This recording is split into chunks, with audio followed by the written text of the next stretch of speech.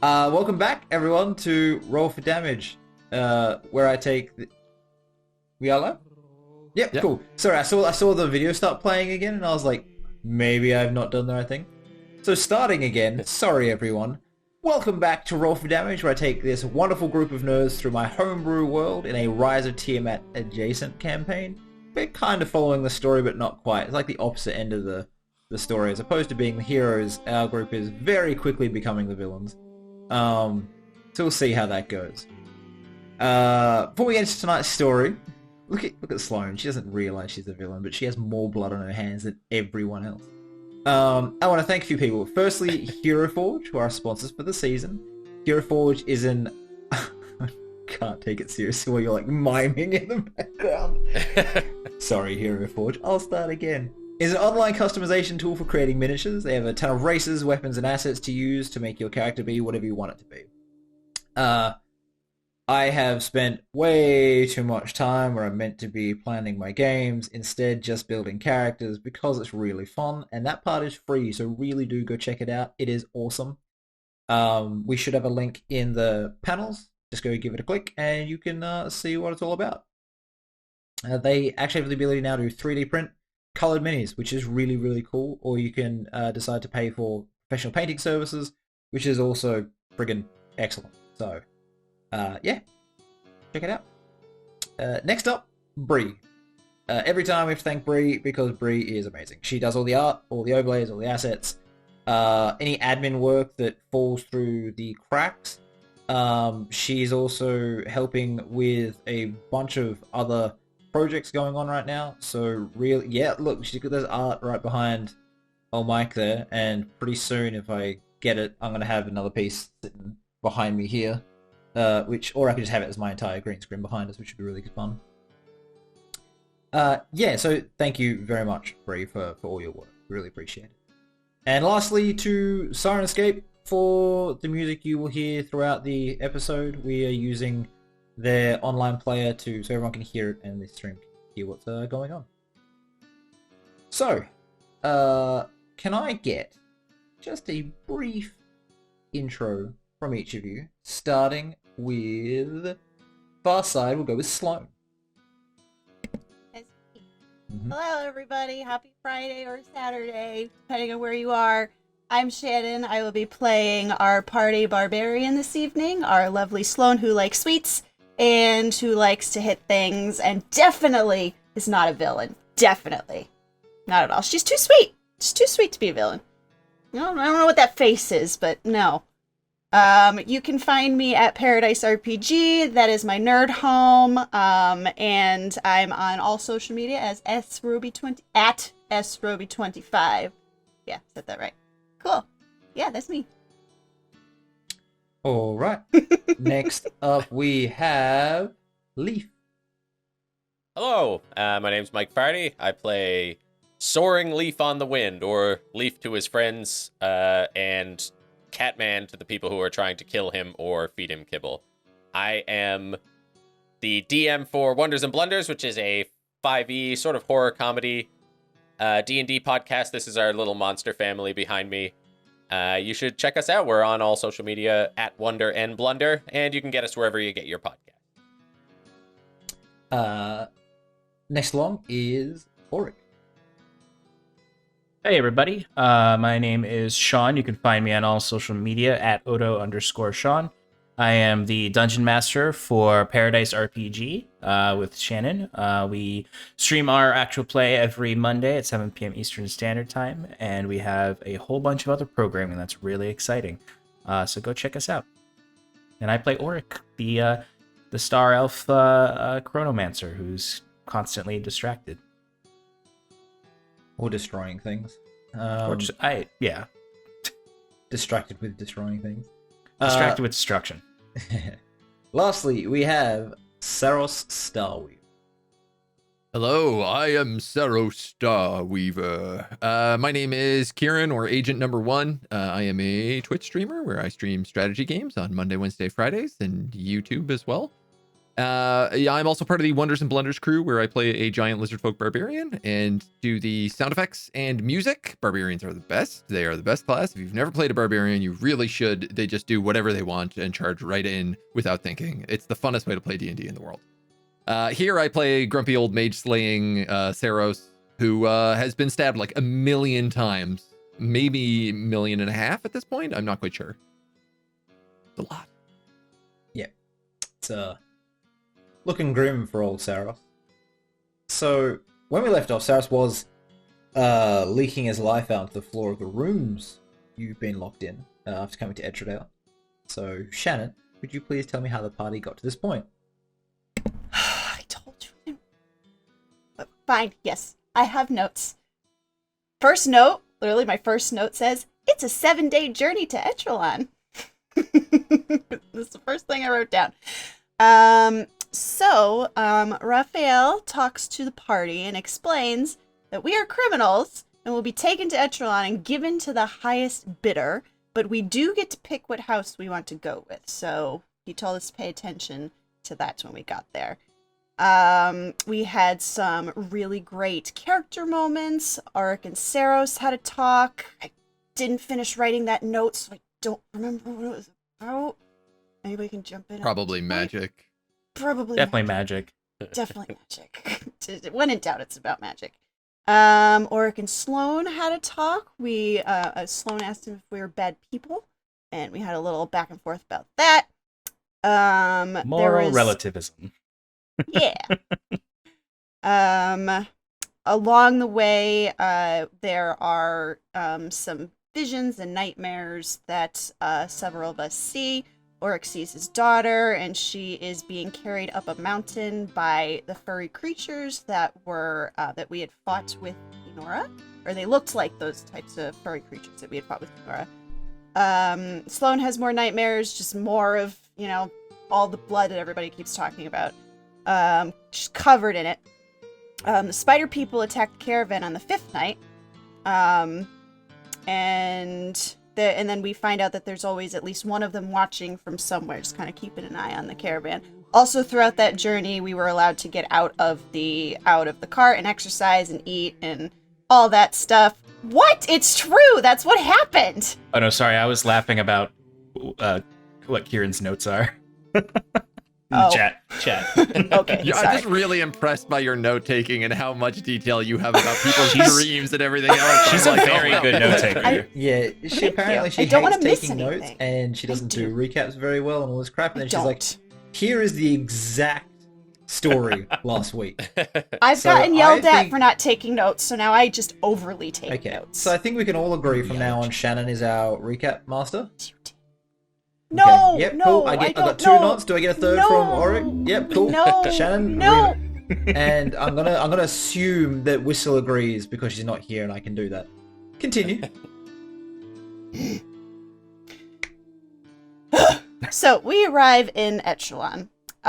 We are led from the cart somewhere. We are not allowed to see where we're going, but we are led into some fortress of some kind, and we find Harding there, but he goes by Harkin there. I think I wrote that down correctly. And then I have a question mark next to this. He's from the Black Sabers. Is that the name of the group? Mm-hmm. Cool. I can remove that question. Hey, so he told us a whole bunch. He told us a whole bunch of things. He tells us that we'll need a plan to take down the Bastard Five, and we'll need to learn anything and everything we can about them before we do that.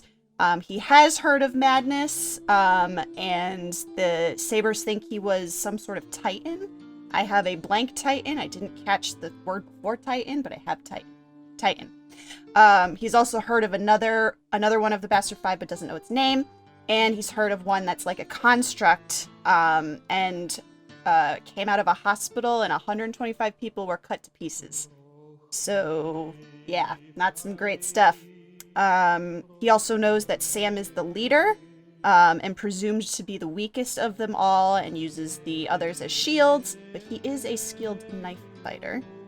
Bastard Five have been terrorizing the world for approximately 2 decades. Madness and the Construct are OGs. Chiron is holding back information about one of the 5 that they have captured, and the 5 can cast without components. So we got a lot of great information from Harding. So that'll be useful in our stuff, in our planning. I just And interrupt for then- a second to remind the tech that if you're going to do things, you need to make sure it's not over the screen, because I can just see you typing over Leaf's face right now. So, yeah. I'll peek below. Yeah, there you go. Yeah. I was just like, what is going on? I did almost the same thing with the chat the first Sorry. time I checked. So Yeah, it's to be expected. I mean, I'm recording this as well, and I started typing notes up, and they're right over my own face. Like, good job, me. I've only been doing this for 3 years. Right. So continue. Throw off my groove. So while sleeping, we finally, we go to sleep in this room. We're locked in. The windows are barred and we can't go anywhere. But while sleeping, Saros is woken up by something that is being driven through his hand, but there's no sound.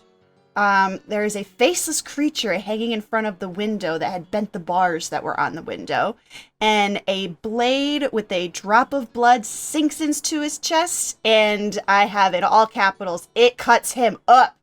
Then then Saros Accurate. It's true, it's what happened. He used divine intervention and it worked, which was pretty freaking awesome.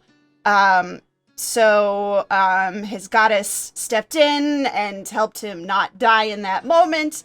And the last thing that happened was the creature carved the words pain and chosen onto Saros' chest and stomach. And that is where we left off. It escaped. you missed so one thing, you are. You're welcome. which is that the guards said that this was a very safe place and that we would be safe here. And boy, am I got some sass for them ready.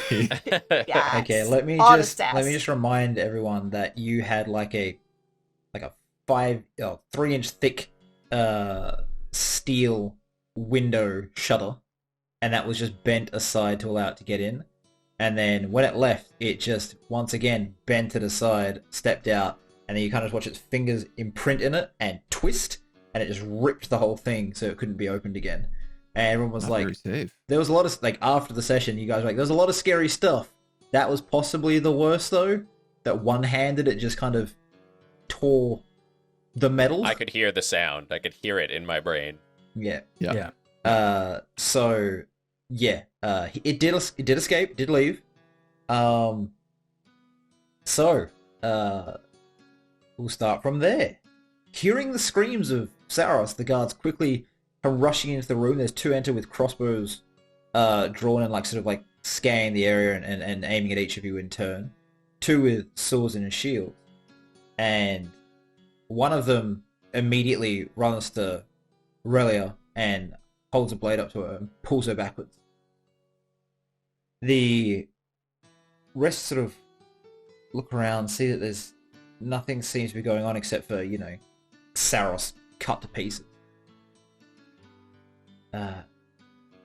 Don't even try to move. Stay still. It looks to Ryllea again. Your magic won't work here. This is where we hold all our elven dignitaries when they visit nature magic. Will not work in this building. We'll need to get your friend out of here if you wish to help him at all. And they sort of motion for you to pick up. Well, yeah, you're unconscious. Motion for you guys to pick up your friend as they watch and guard. Pick him up. Yeah, I'd help as well. All right, the one that talked to Ryllea as she goes to follow, grabs her arm, pulls her back. We have questions for you, mademoiselle. We'll take him to House of Ealing. Do not worry, but we need to talk to you separately. And as you guys move out and head right, they drag her out to the left. The guards quickly move you through this manor, out the front door, down the street. And you see that it's maybe 300 feet away. There's another very, very large manor with its own outer wall. And out front of the main gate, there are two tall guards. Each are wearing full plate, have glowing halos above their head which seem to light up the area. Their armor is black and engraved with tiny script that once you get closer, you realize is so all-consuming across the plate that it almost looks from a distance like it's grey, and maybe in the light it would appear so because of all the text. They sort of nod to the guards and pull open the gate, and you step in. Beautifully landscaped gardens move up maybe about 100 feet to the front door of this mansion. And as the guards go knock on the door, it is pulled open, and a elderly looking man, maybe 65 to 70, balding, little tiny wisps of hair around his head, but like neat beard, long grey sort of like clerical robes, and a thick chain that disappears under them. Steps out. What happened here? Anyone? One of the five that made it through the walls attacked us in our room. Shit. Come in. My name is Zarfin Varn. I am the head of this house. Competent healer, I imagine that's why you've been brought here, but all the other healing houses will be closed. My house runs most of them. Come in, quickly. So, Yeah. as you go running into the doors, he sort of like just snaps his fingers at some servants who run off to fetch things. And he just pushes things off of his off of the table in the living room, like set up very nicely, like it's all prepared for tomorrow's breakfast, but just expensive things go shattering onto the floor, and they lay down your friend Saros, who is probably messing up this poor man's carpet, well, rich man's carpet. Is there anything you could tell me about what's happened? I've exhausted most of my magical abilities today, and even so, I would advise against using them completely at a time like this. It's usually better for the body to heal. I have herbs which can dull pain. Whatever you can do for his pain, just keep him alive. What? He puts a hand gently on Saros's head, and then one across, like hovering just above all the wounds.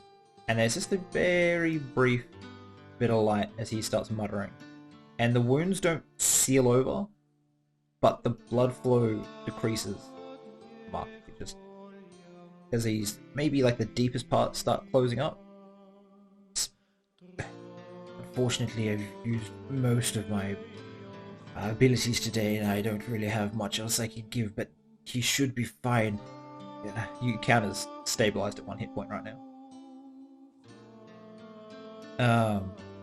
I think he was at 4 hit points before, right? But you would have been bleeding out. I was at 9 hit points Okay. before. You would have been bleeding out the last few turns, so I'll go down to 1. you go down to 1. You're safe.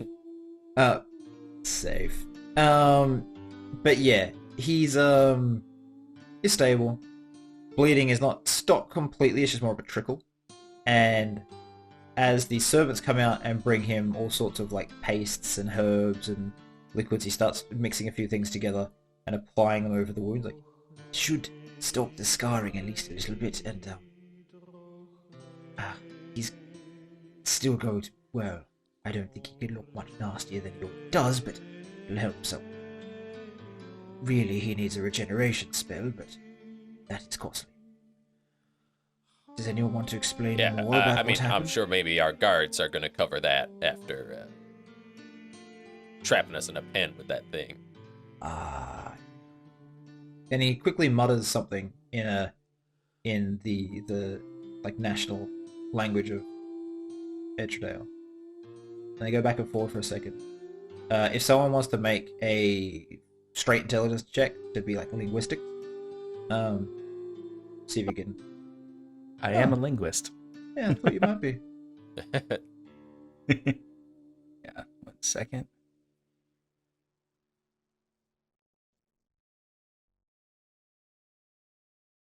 just looked at your goddamn message in the chat. I need a heal spell, not a blunt doc. Fucking hell. Alright. He's only offered me herbs, man. Like, what's that gonna help me with? Pain My mostly. lungs are full of blood, bro. Right, continue. I rolled a 10. 13 for me. Okay. You don't quite catch what's going on. You can assume that they're talking about this payment. He's like, I'm not sure they're going to do that. You see, the five are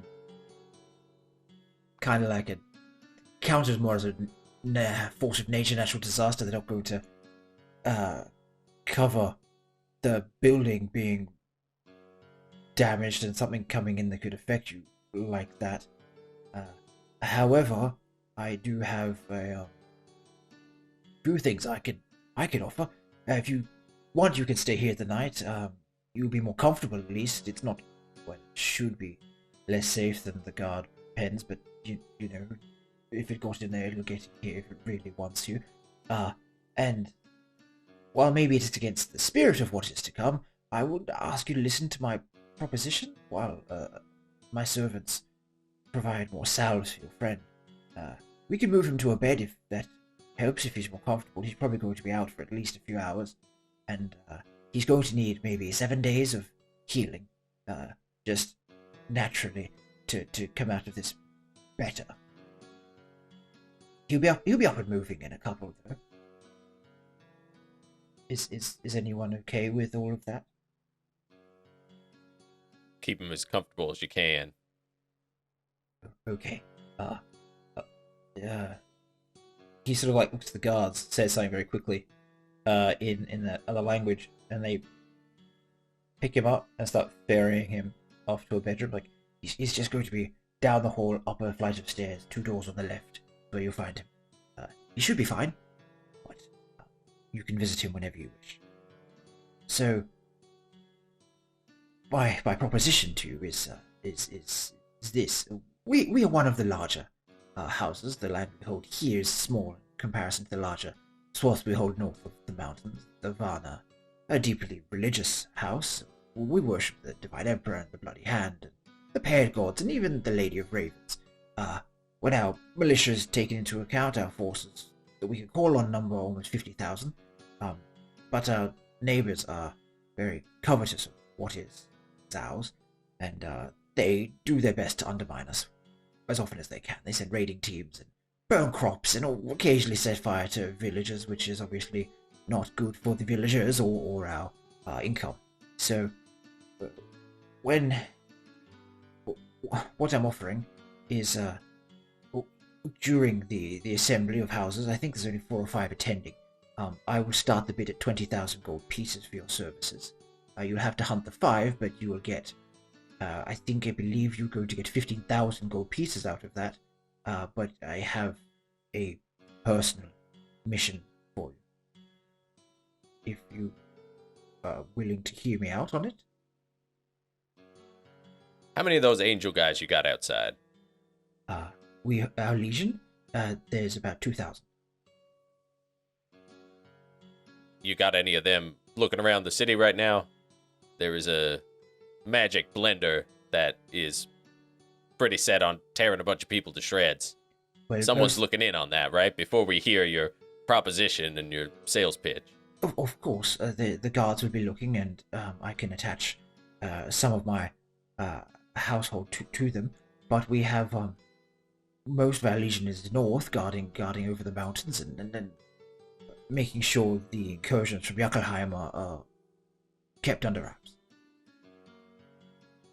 DM, what was the name of this house again? Vahn, Vahn. This guy's name is Zaphen, Zaphen. I spelled that right.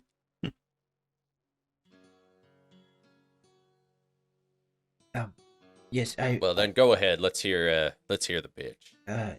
Just a moment. I'll send 2 of my legionnaires out to help patrol. They are powerful, and having them here would be good for keeping us all safe. If you want them out there, if that is good faith and will help in our relations, I would do so at once. Is that what you wish? Okay, Yeah. just a moment then. And he sort of just like quickly walks to the front door, and comes back maybe a minute later. Right, so, quick bit of the story and what I want from you. So my son was sent as an ambassador to the house next to ours, of our neighbor, who I said had been causing us some trouble. And well, he was meant to stay a month and ended up being there almost 6. When he returned, he was thin and somewhat malnourished. Having lost a lot of his weight, he was a very strong fighter to that point. But now it seems holding a sword is somewhat difficult. When he returned, he did nothing but drinking and whoring, and I'm pretty sure he was taking other forbidden substances. The Marcius have poisoned my boy. He's only getting worse, and is next in line to be head of the family. If he takes over now, it'll be disastrous. The Marcius have a son himself, who appears to be a good young man, who will lead their house, I hope, with honor. So I will start the bid, 20,000 gold pieces, and I'll also offer you a small manor here in Etralogne, and do with that as you wish. If you want, I could also provide farmland by one of the port towns that are under my control in the far north. But for all of this, you must kill Lucius Marcius, head of the family. Bring any notes, any information about what he would have said or done to my son. Lucius is a powerful man. He's a swordsman and a spellslinger. I've been led to believe you are able to deal with such threats. Should the need arise. Okay. He has a council of witches who help protect his house. You will likely need to deal with them as well, and they're varying in powers, skill, and nature of abilities, but apparently this will be no problem for them. So, you are fabled mage killers, dragon hunters. I'm hoping that if I can send you to knock out the head of this house, you could instate someone more honorable instead, and maybe start working to undo the effects being done to my son. I'm sure he's still in contact with someone over there that is feeding him his poison.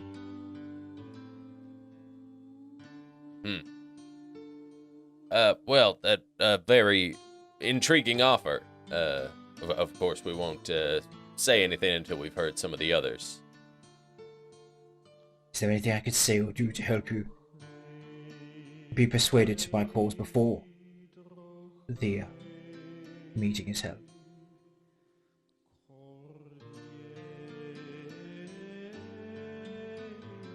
Maybe you could give us a moment of counsel among ourselves.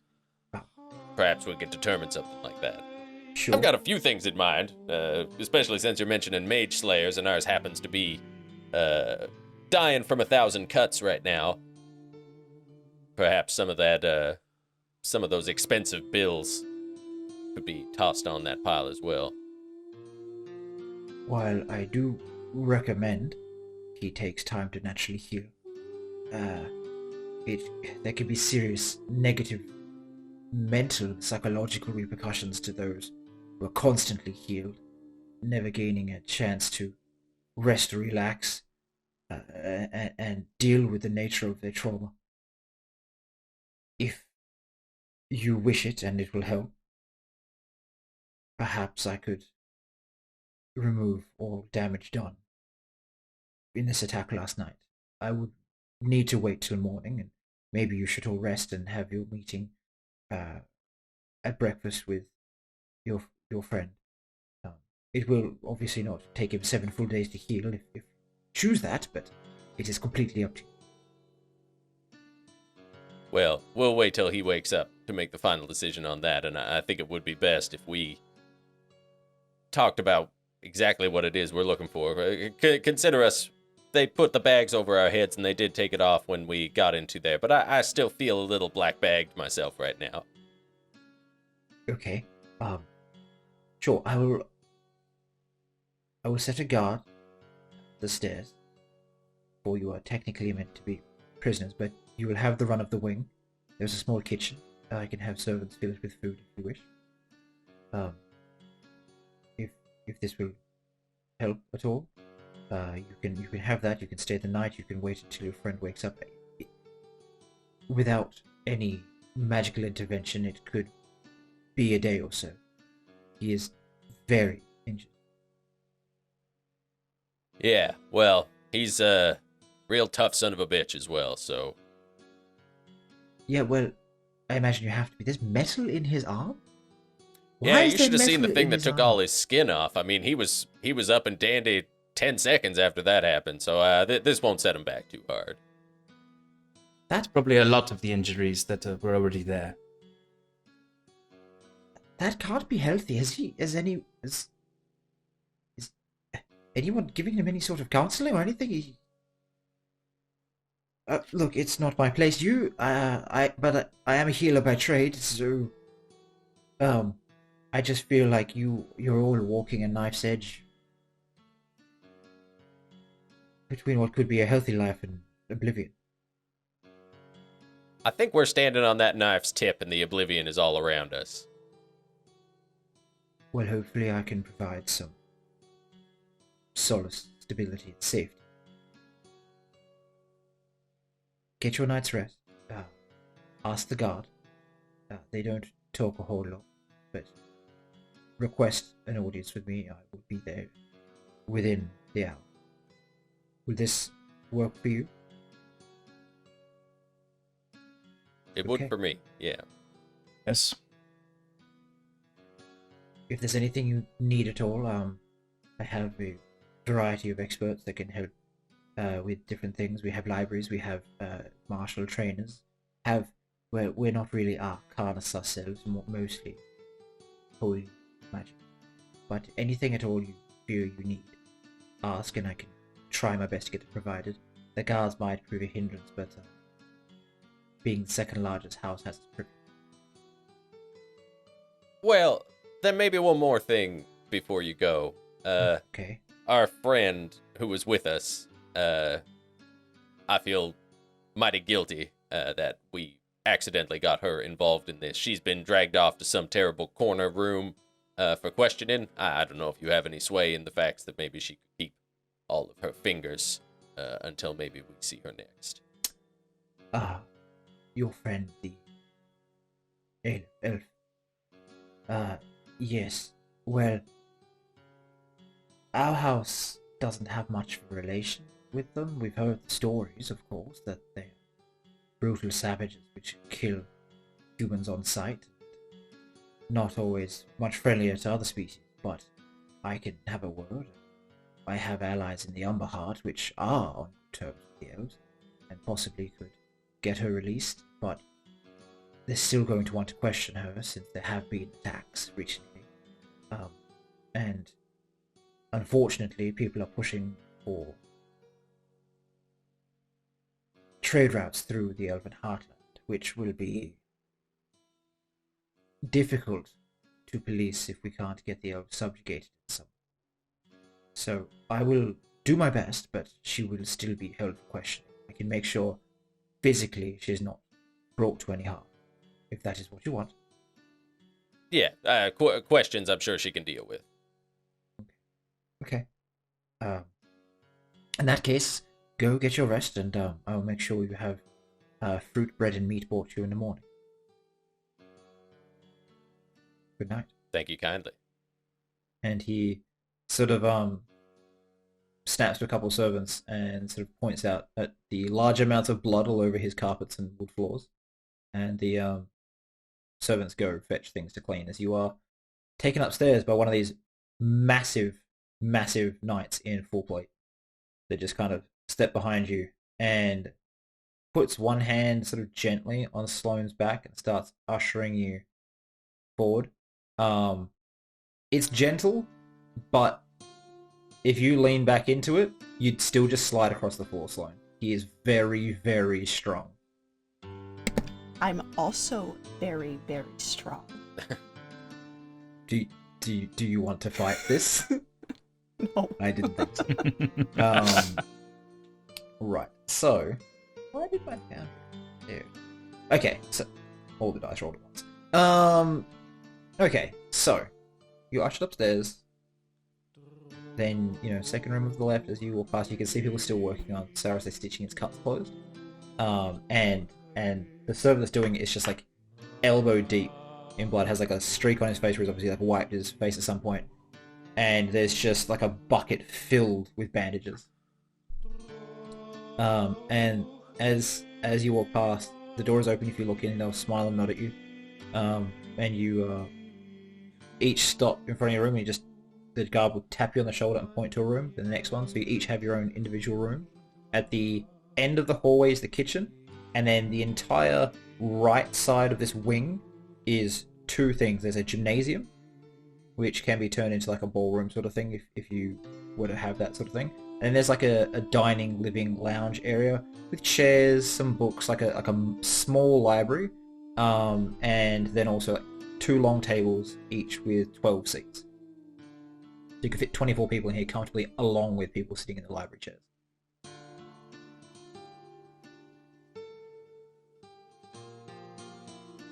I want to go get a snack. So if you walk to the end, currently there's not a whole lot of food here. There's probably a few fruits and maybe some bread that has been there for a few days, so the bread will be a little stale. The fruit is probably right at the point where you could still eat it, but like tomorrow it has to be thrown away sort of thing. Well, then I'll just eat it all so we don't have to throw it away. Does anyone else want food, or you just like watch as I'll share. I guess I'm gonna share. Sloan just sits there and, like, and it's gone, and you're like, that would have been nice to have dinner, sort of thing. I would offer my friends before I chow down. Anybody want anything? It looks like we'll have to throw it away tomorrow. I'd say I'm very hungry right now. When is the last time that you ate? You're going to need to eat at some point. I hand him an apple. Well, I was going to say, Orc will take the smallest fruit you have. Yeah. And Leaf waves it off, like, thank you. When was the last time you ate? I throw an apple at him, too. Yeah, it like bounces off his head, and he catches it, and he's like, right, yeah, you're right. Eat. Okay. So, Just gonna say, or you feel this faint, like, twinge in your eye, like you feel like you're trying to blink over it. Where you put the stone, and as you look at the apple, it goes a bit more red, as its personal time turns back about 30 hours to its like fresh. Your eye feels very like dry, like you've blinked a lot. Something's happened there.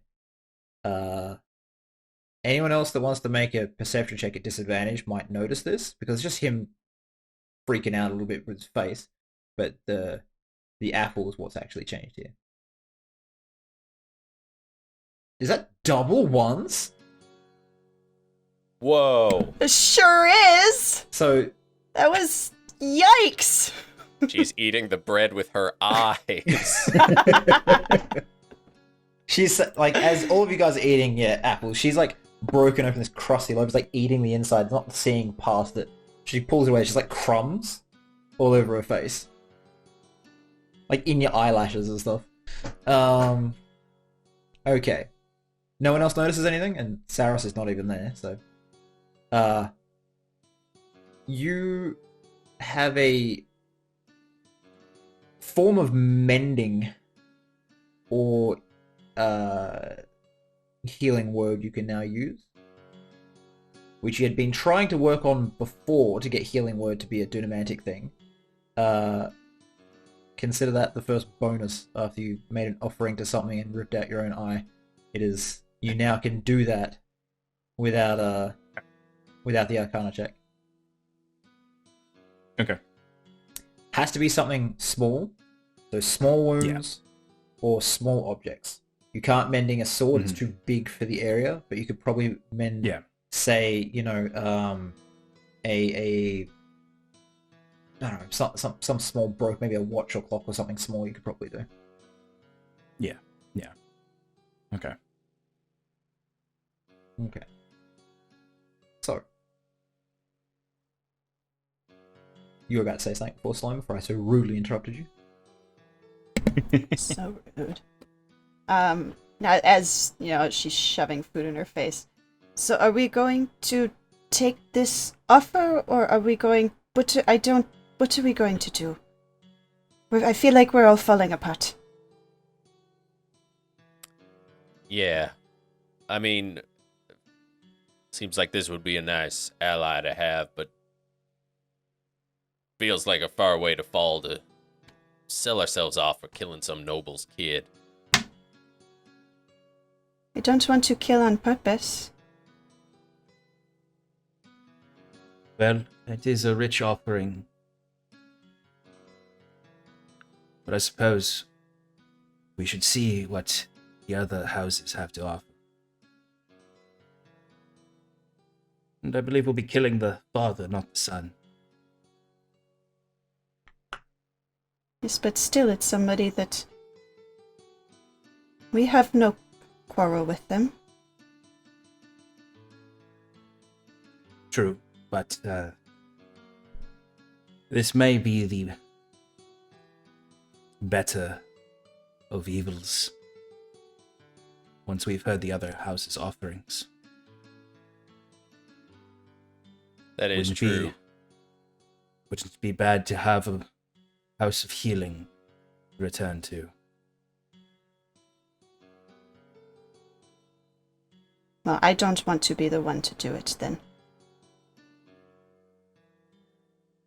We can definitely arrange that. Of course. Though I am curious of this Massius house. Council of Witches, did he say? I thought it said witchers. Oh, that's a different IP. Okay, I will fix my notes. I made some letters backwards anyway. Did you hear that there was a library? Do you think we could go read? Maybe not tonight, Sloan, but certainly on the morrow. I'm curious if this Massius house will be offering us offering as well for a position. Yeah, I think maybe it is best to hear everything everyone has to offer. I don't think there's anything he can do to sway us now. Anything that's been on your minds. It does seem like he's got connections. Second most powerful house and all. Well, what if we don't want to accept anybody's? What if we said our prices are too high? Then we wouldn't have to choose, right? I don't think we would like the option that they give us in that case. But we wouldn't choose an option. An option would be the dungeon. Or worse. They want to outsource the housing and feeding of us in exchange for work. If they cannot find someone to accommodate that, then they will feed us the dirt in the dungeon. And they clearly, as we can see, do not care about protecting us. No, they do not. I hope Saros is feeling better. That is awful.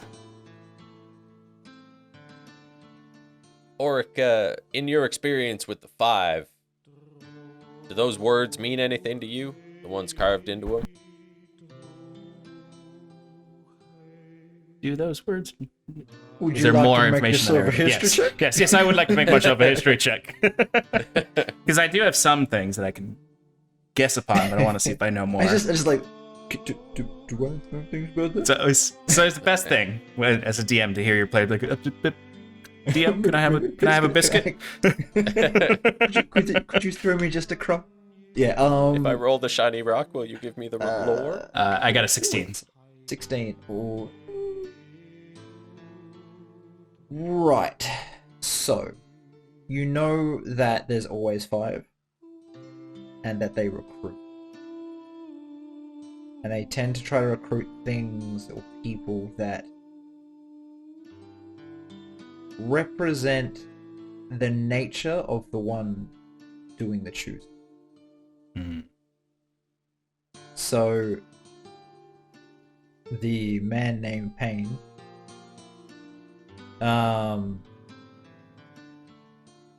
might have recognized that Saros is somewhat of a pained individual himself and could represent his ideals if chosen and prove successful. Though there will be tests.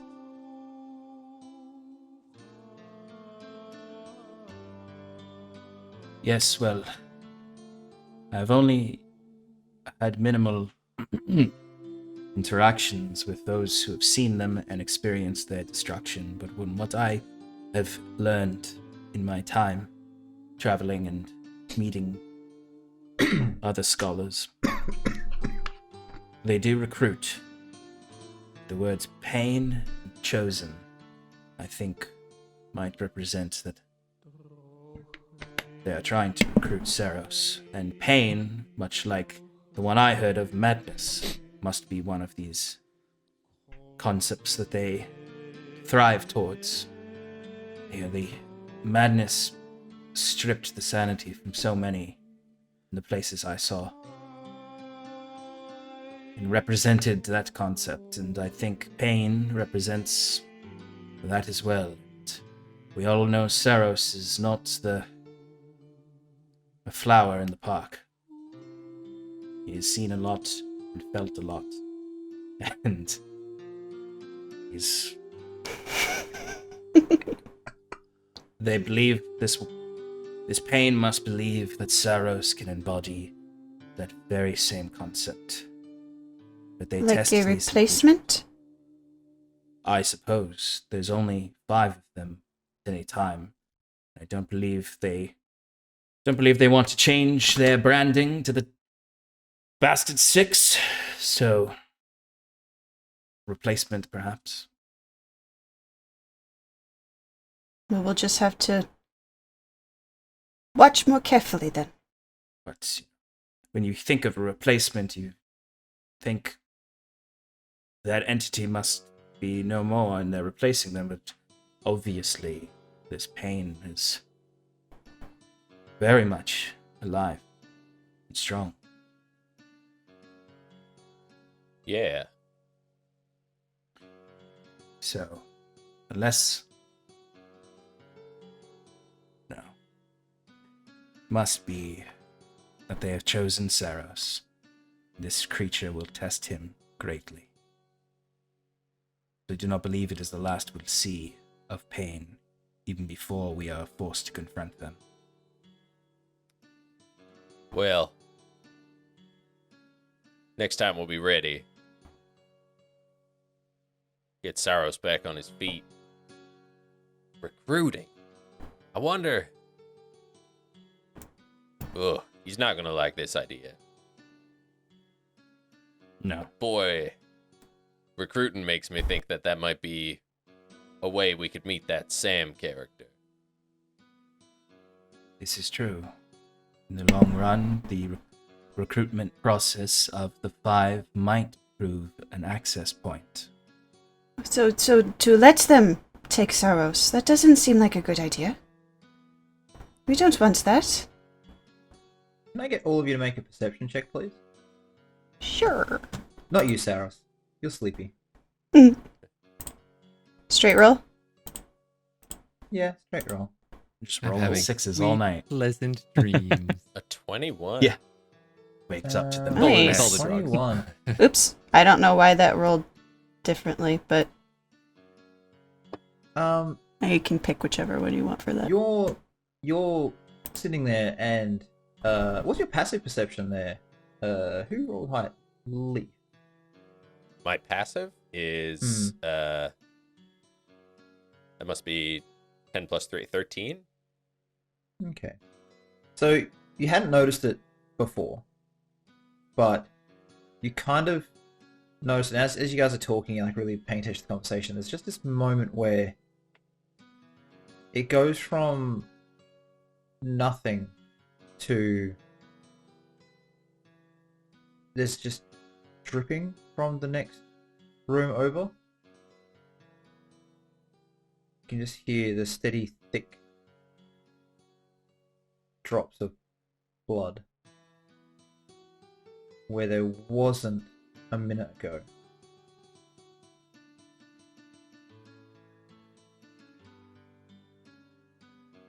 I think Leaf, like, his ears kind of twitch hearing that and just turns without really saying anything and walks that way.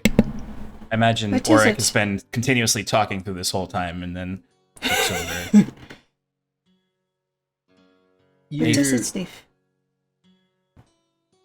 you step into Saros's room. He's still laying there. He's half stitched back together.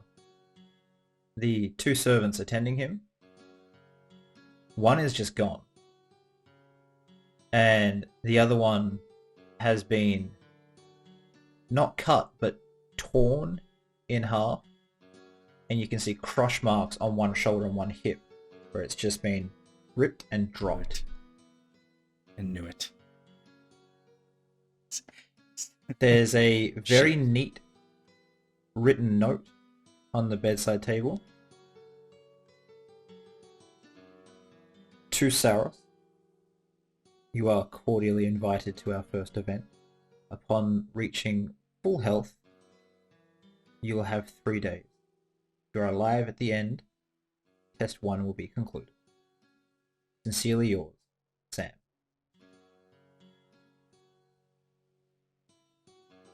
Excuse me, that was a personal note to me. Who read that?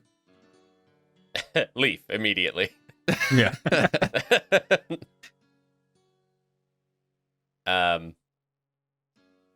Yeah, Leaf just comes back out with the note. He was here. Payne was here. Tore Again? the attendants apart. Yeah. Is Saros okay? Saros I mean, is fine. Seems Not like any worse than he was? not any worse, no. I guess he wants him to heal on his own. Or at least feel the pain for longer.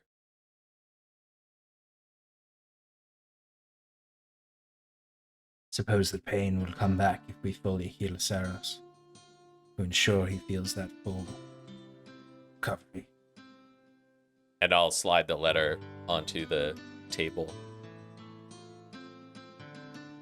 But we also set off a timer if we do that. 3 days. 3 days.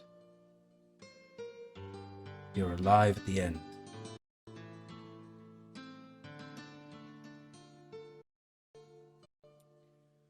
This is coming no matter what. I think maybe we just try to swing it as much in our favor as we can. I don't like that people are not giving us choices. They're making us choose the things that help them. I don't like that. Yeah. It's not fair. A lot of that Suppose going around. Test 1, it says. Yeah, that's a disturbing detail. Curious how many tests there are. And I suppose the last test, if we are thinking of replacements, is likely to kill pain. Take that place. Hmm. All pain Well- retires to a lovely estate somewhere. But I don't think Yeah. that represents what he represents.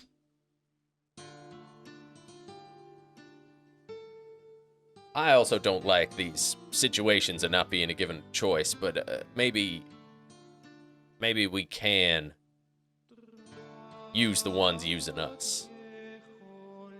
I think, Exactly. and he kind of flexes his demon hand a little bit too at this, and is like, I'm a little bit tired of forces outside of our control trying to control the lot of us. So maybe, now that we're looking at these offers that we're about to get, we look at them through the lens of which one is going to get us through these tests. Maybe we can offload some of this pain, some of these tests onto these houses that want so badly to be responsible for us. My thoughts exactly, Leaf. We must take these controlled choices and make them our own. Seize our own destinies in this moment. Saros, Now, can I get you to make... Because you are one tough motherfucker. Can I get you to make a constitution save to see if, despite the horrific damage done to you, you still can come to consciousness, even if it's going to be an absolute struggle to, like, sit, let alone stand. I want to see how you do. 14? Okay. Real middle of the road on that kind of check. Yeah. So I'll be straight. I had thought DC 15 to get you up, like, able to, like, sit up Yep. and go up, but I feel like 14 is, like, on that cusp. So you wake up in the bed, but it's that thing where, like, you come to consciousness, but you can't even get the strength, like, completely open your eyes. Like, one eye creeps open. Taking a breath hurts. You can just feel every inch of what's happened. And you know that it's dulled through something. As you tilt your head slow down, you can just see, like, stitches all across you. And you can see, like, at the end of a piece of twine, and, like, one bit's been pulled to the side. And as you sort of, like, look, you can see the split body in the corner, where whatever has been doing it has just been picked up and pulled away from you, causing that yank across you. I'm going to give you 15 seconds to say whatever you want to say. Are they in the room with me? No, they're. I believe they went outside. I'm just going to fix my. Yeah, we're mic still for 1 outside second. the room. Yeah, we're still outside of the room.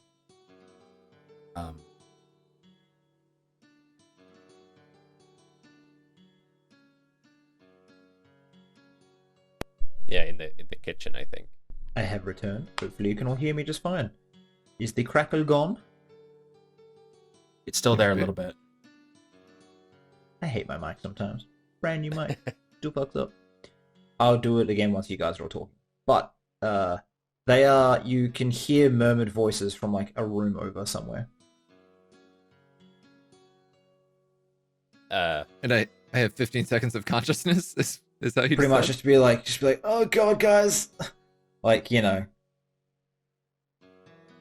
I think I would be in too much pain to shout out at all. I think seeing this body on the ground, I would just try to do a bit of a scan of the room, roll back onto the pillow looking upwards, and just say, well, thank you for having my back in that.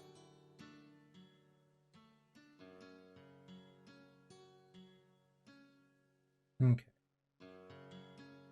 As you start to slip, you feel this pull at the back of your mind.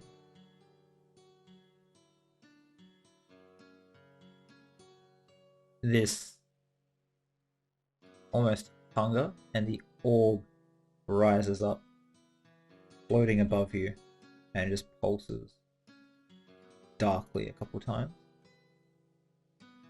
and rests on you. I would hold onto it with one of my hands. The one with the ink on it, not the one covered in molten metal. Hey, Auric, choose a spell. One of your level 1 through 3 spells. If you can't choose, roll a dice. Oh, okay, yeah. One of my level 1 through 3s. Mm-hmm. Sorry. Choose spell. Oh, get him to roll for it. All right, Oh, roll a way spell. more dramatic. Yeah, Go on. Roll a spell. just roll to. Roll a dice, and Okay. like that, like roll a d20 and then just count down the spells until you get to that number. You got it. Let's see how I'm this gonna put goes. a sign behind me over the Wonders and Blunders poster that says, "Everyone stop listening to Kieran. He is a bad influence on all of you." Yeah, right. Natural 20. Freaking waste a natural 20. It's okay.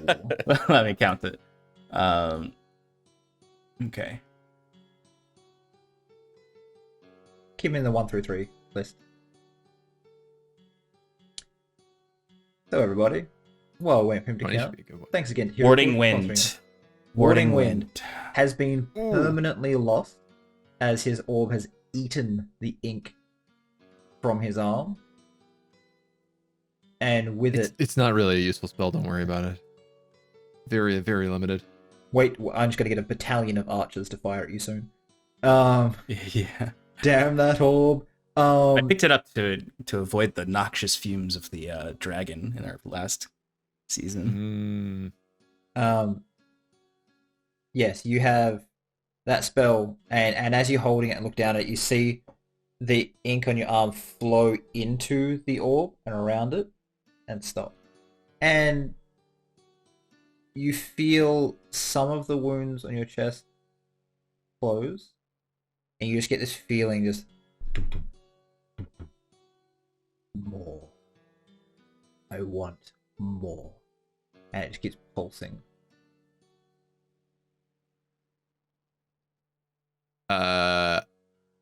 I'm gonna fall unconscious. Thought you might. And it'd be about that time as well.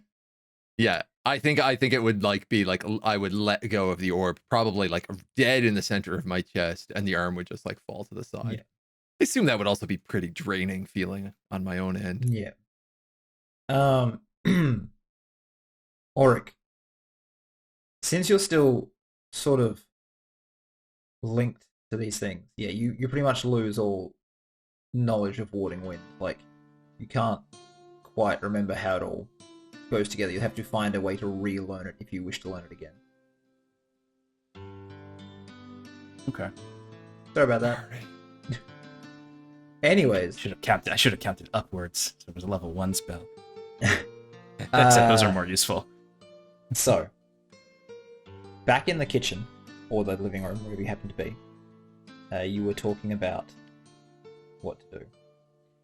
Sorry to interrupt it, I just had to make sure if he wanted to wake up and talk, he could.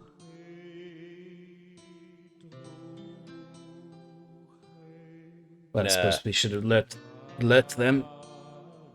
Yeah, should we draw straws on who goes to tell the guards that they messed up?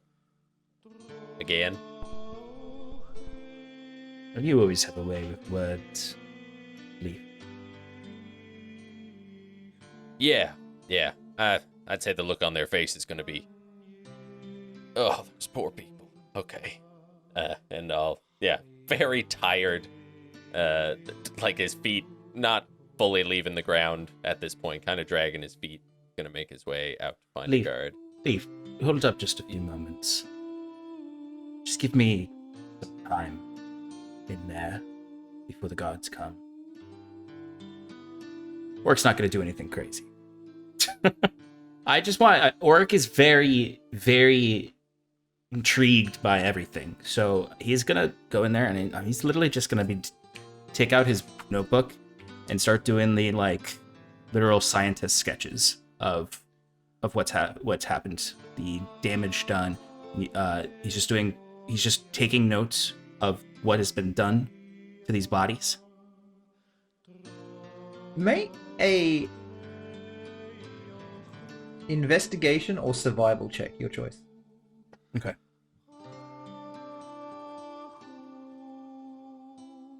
Yeah, investigation. That looks much better. Thought it might be. 18. Plus 15. You rolled a 3, sir. I know. You know what? I'm the smart guy. I was like, I'm expertising investigation.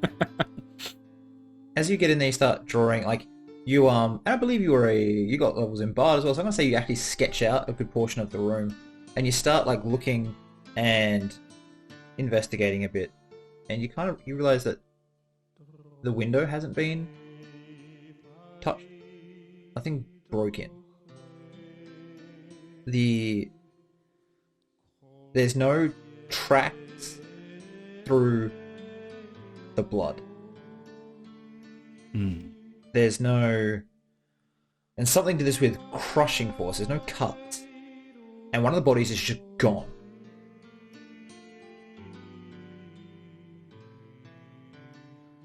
But there's a whole lot of blood. Not enough... And, you know, you're pretty smart. You're like, this is more blood than one person would have, but less blood than 2 people. So what's happened? Where's the body? Make an Arcana check.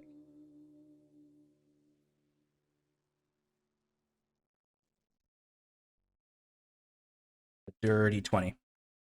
Okay.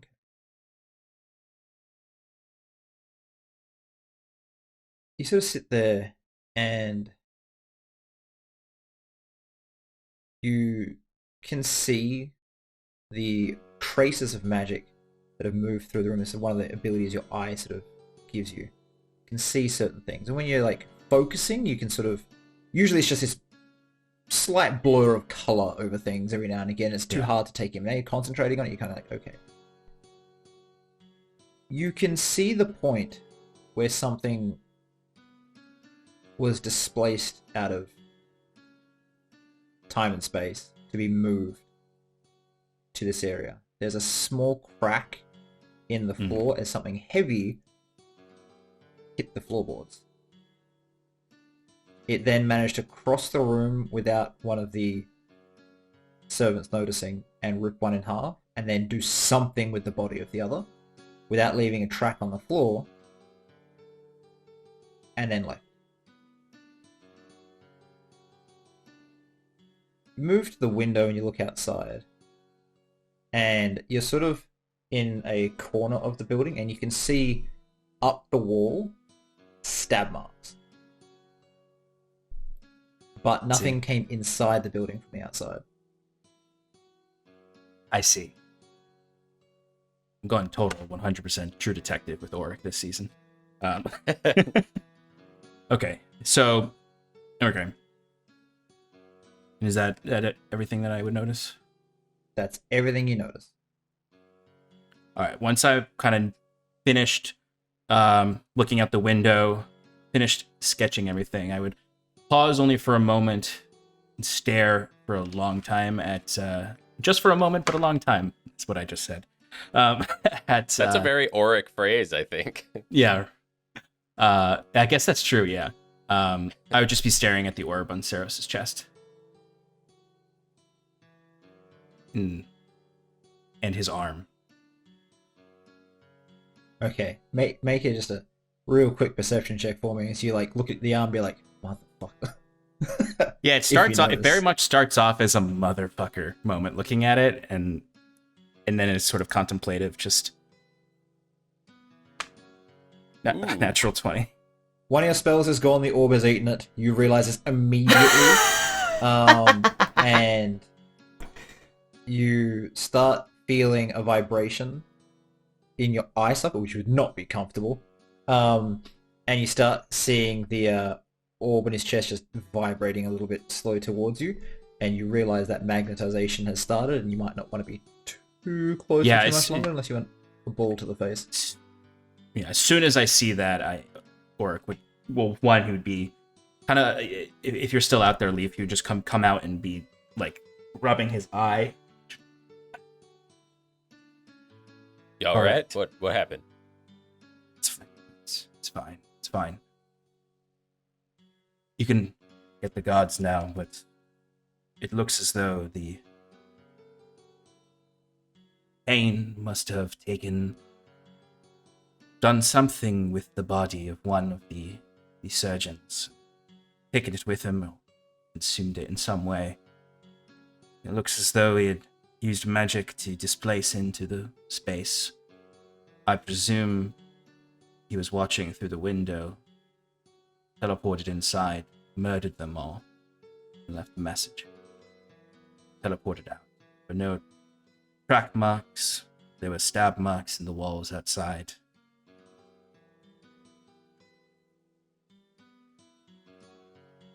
Oh, this is gonna be a treat. Imagine those surgeons only had a few moments of realization before they were dead. When the whole room must have gone silent for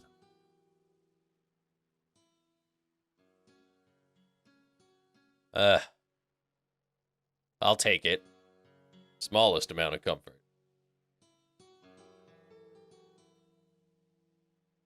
I'll continue to study my notes. And I'll head out to find a guard. Okay. So maybe 5 to 10 minutes has passed in total since you realized something weird was going on. You move down the stairs and you just see the back of this guard. He's, like I said, about 8 and a bit feet tall. Maybe just like friggin' 4 feet across at the shoulders because of this huge like set of armor on him. It's thick. It's meant to stop, very, very large weapons of similar size. These guys are...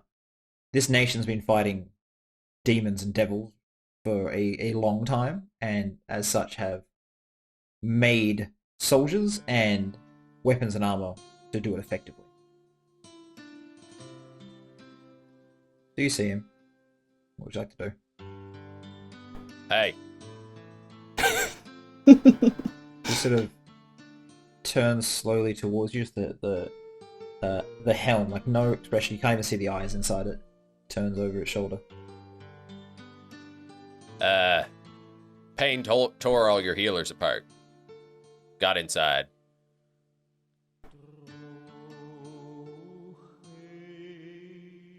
He nods once. And you hear this very high-pitched sort of whistle go out. And another one of these soldiers comes down the hall. He steps aside, goes up, and the soldier just moves into the room, looks around, nods to you, and leaves. Within a few minutes, servants come up and start cleaning, and as they do, one of these soldiers just stands there and watches the room to make sure nothing else happens. And the servants aren't handling this particularly well. Like, one of them is just sobbing the entire time as they kind of scoop up their friend into a bucket to move him back downstairs. And this, it's gonna take hours of mopping and cleaning, and the rugs are rolled up, the bed is moved aside as gently as possible so that Saros isn't disturbed. And come the end of it, in the morning, when all this sort of cleaned up, which I know you guys might not actually be there for this, but you'll realise after the fact, there's sort of vellum sheets hung from certain walls with holy script down it, and you can almost feel, kind of like what you felt on Yako's boat, as you step across the threshold of the room, there's almost this like surface tension you have to step through, because the room is now warded to hell. Like, you just... Yeah, it's so warded that even, like, good creatures and things that are allowed to step through feel the resistance. With that, we'll take a 5-minute... If you'd like to continue, we can, but it's been about an hour and a half. Obviously I do. No breaks. We don't need no breaks. No breaks? Okay, no breaking? Power through. Sorry to everyone. Okay. Alright. If you want to say something more about this scenario, we can, or we can go to a break and you guys come back the next morning after you've kind of slept. It's up to you. I was just going to say that Leaf would stay in that room that night, not sleeping. Okay. Cat curls up on the end of the bed. No, he will sit in a chair and watch you, and I imagine you have your crossbow loaded across your lap the entire time. Yeah. I have this mental image of like the dad waiting on the porch with the shotgun for his daughter to come home, but it's just you 100%, watching over yeah. Saros. Okay. So, no, Josh. All right. So with that, we'll take a 5-minute break, and we'll be back very soon. If you need, go get a glass of water or some food, do it now. And when we get back, we'll see how the party deals with all this. See you soon. Bye bye. Stay hydrated. Out of hydration. Hello, and welcome back to Roll for Damage, the Scales Above, Season 2, Episode 3. Why did I have to look to remember that? It's not that hard. I just want to give a quick shout out to Hero Forge, our sponsor for this season. Hero Forge is a really cool site where you can make miniatures of all of your D&D characters, and you can actually get them printed and sent to you. You can even get them painted and printed and sent to you. Well, printed, then painted, and then sent to you. Otherwise, it would be just like a whole blob of colors in there, and it would be confusing. They're really, really fun. If you haven't built a character on them, I super recommend checking it out. We got videos of all of us doing it on YouTube for the beginning of Season 1. It was a riot. There's all sorts of crazy tools you can do. You can make just about like any character you can imagine. Pretty awesome. So check them out. They're great. They're wonderful people. Quick, you have DM powers, make Pain return to his home planet. This is Pain's home planet, unfortunately. That's going to be real hard for you. I'm DM again. Yes, thank you very much, Agent. That's that was good. So, Like sleep for me. you all wake up in the morning, except for Leaf, who stayed up the whole night. And given the events of the day, no, you had like a short. I won't give you a level of exhaustion today. You'll be fine. Just tonight, you need a good night's sleep. If something wakes you up tonight, you're kind of in trouble. So, you wake up. The mess has been cleaned. Leaf, you've watched them put all the vellum up on the walls to ward it. What would you like to do with your new day? You can request anything you need. And there's fresh fruit, fresh meat, and some baked goods in the kitchen for you to have. They said they bring bread, but there's also things like, apple and custard danishes and like some treats and stuff like that. I imagine Sloane's already eaten them all, and you'll get there to just crumbs. Yep. Yeah, 100%. Yep, you'll all walk in and just chipmunk cheeks up. There's like a big like serving plate, right? And it's filled with like dusted sugar and crumbs, and there's like half a Danish left on it, and just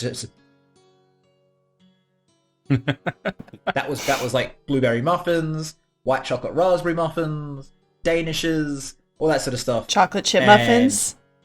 No. It's the morning. What are you talking about? That's what I ate for breakfast. I need to talk to your husband. So anyways, yes, all that's. I imagine all the fruit and meat is still there, but and the normal bread, but all the sweets are just gone. Well, I left the white raspberry ones because that sounds disgusting. So I left those, but I ate everything else. Oh, man, Have you not had? Just No. not. Have you fucking met time me? out. I Have you don't. not- have you- No. I eat chocolate chip Have you not had muffins white or choc- double chocolate muffins. That's it. She has It's- the, You not the had- palate of a 10-year-old.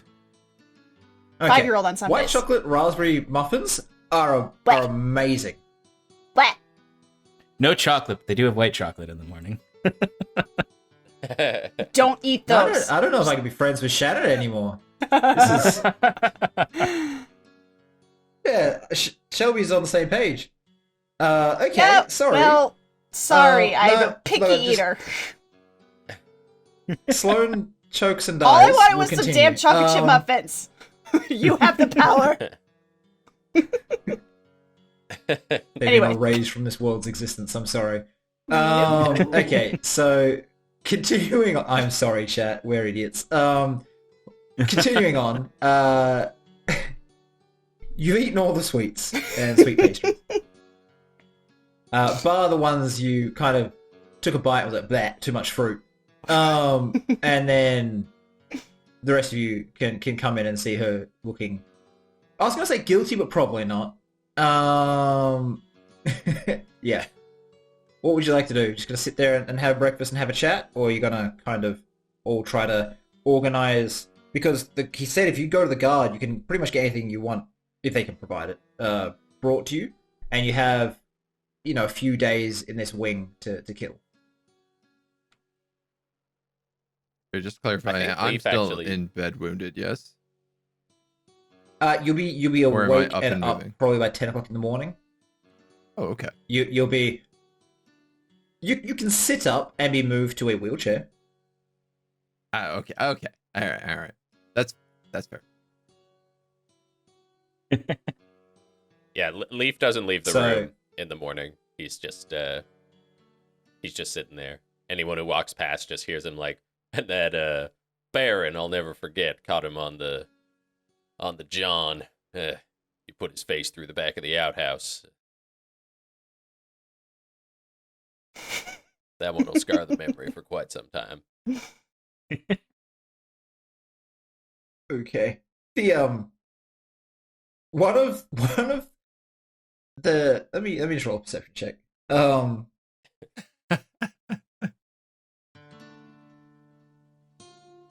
6, okay. No, not quite enough.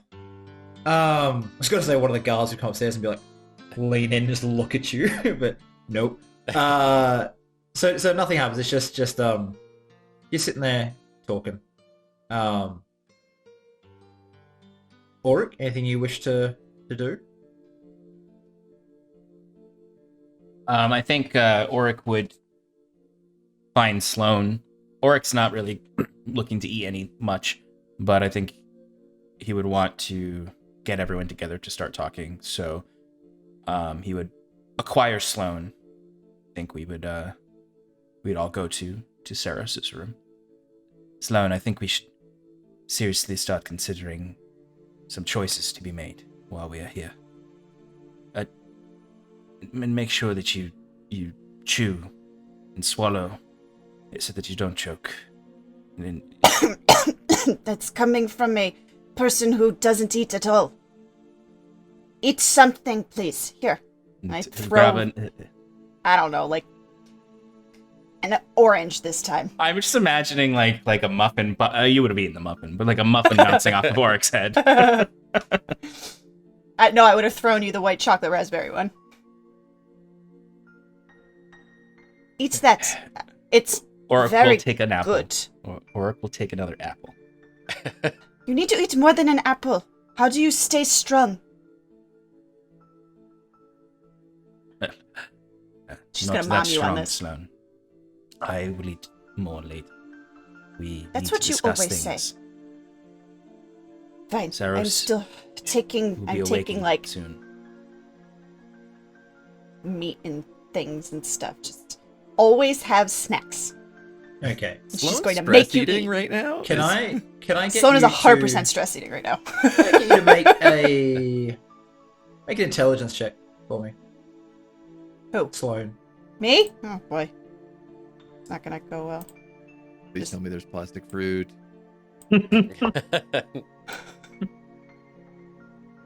This would open up a lot of questions about the oil and plastics Okay. industry in this fantasy world, Okay. but You in the kitchen, you see there's like a folded tablecloth on the bench, and you can unfold it. You can put things in it and make like a thing to take off to Saros's room. Yeah. So it's got you had the foresight to not put all the meat and the fruit and the bread like in the same section. Good for me. You kind of like folded it so it's like separated a little bit. So when you get in there, you can lay it out on either the freshly cleaned floor or on like the little bedside table and actually eat decently. Yes. I will Um, make sure that everybody eats something. So you're all sitting in Saros's room. Saros, as they all start talking, you start to come to. You do not feel particularly good, but you can also just feel the divine magic almost hanging in the air that's similar to the stuff you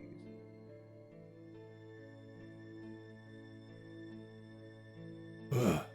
They didn't kill me. Not this time. That's good. Didn't catch that thing Did you muted. get it? You didn't talk loud enough to get picked up. Did you get them? Whatever that was. No. Barely even saw it. I mean, I didn't see it at all.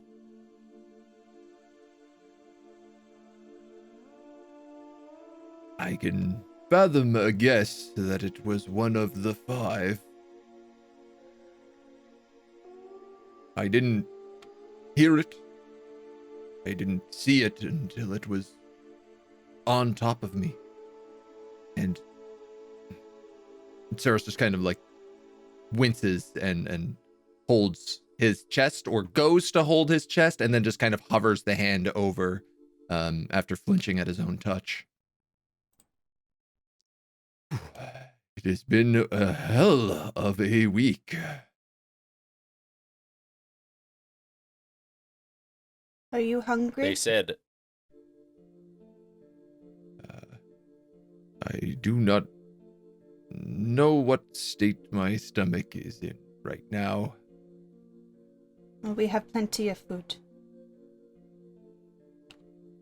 And you can see Saros tries to kind of sit himself up and prop himself up at the knowing that he should eat for strength. Remarkable what As you you can sort of, like, survive. As you sort of sit up and the blankets fall, you can all see the stitched cuts. Some start, because of the motion, start like just leaking very slowly and like staining the pristine sheets. But you manage to get into a sitting position. You're not too uncomfortable.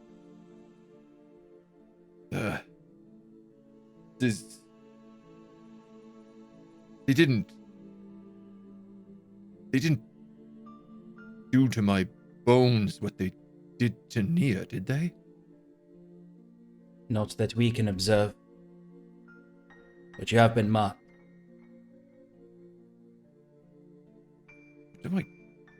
And I would look around for the orb.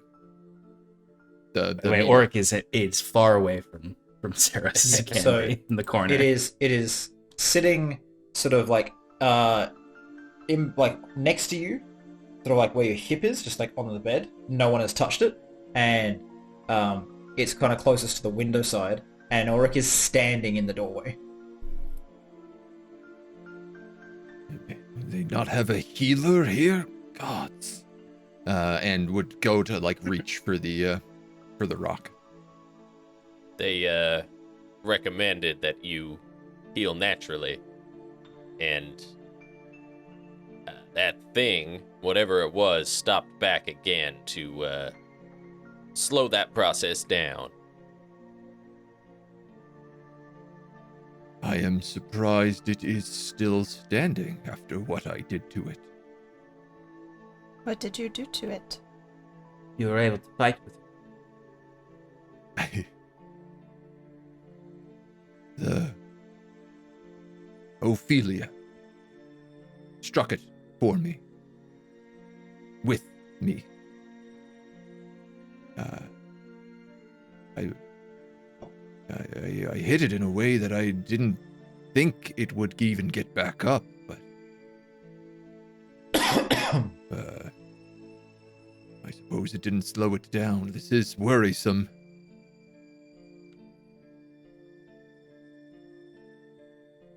Well, yeah, I mean, walking, climbing, standing, teleporting, tearing things apart, still somewhat active out there.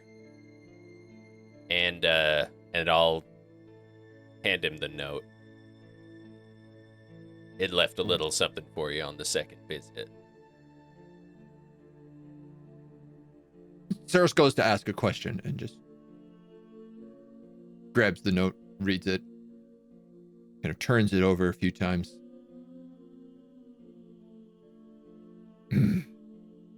Well, Auric, I may need another set of clothes if we're to attend a party. Of course. Only the best. This is certainly a trap. Yes,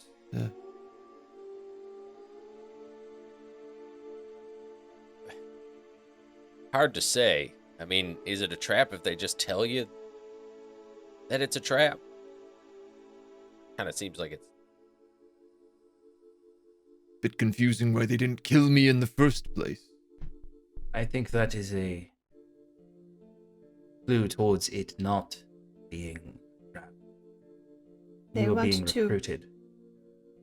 They want to replace you. No. They want to use you as a replacement.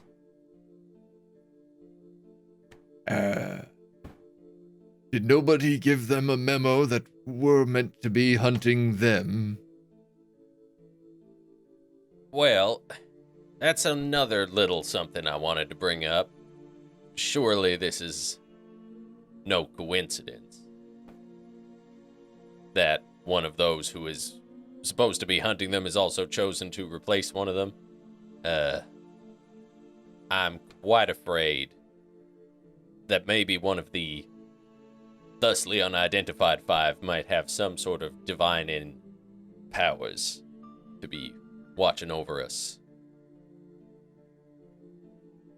Would not be Would not- surprising. Nor the first time.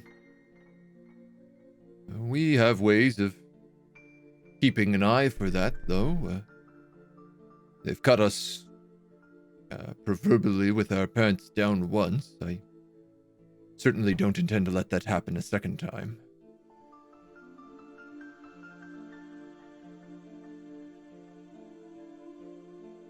How do Maybe we something we can ask for in our deal. A place protected, or at least what they think could be protected against scrying, Ivanin, peering out from whatever weird veil they're sitting behind. Saros laughs a little and hurts himself.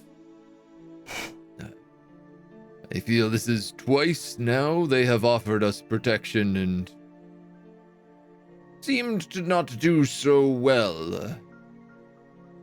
Perhaps these are not the people to be striking such guarantees with. Admittedly, we did request them use some of their house guard to search for the creature, perhaps weakening their watch. And they clearly have begun to take us seriously. House Vaughn wants our services. I believe they will protect us.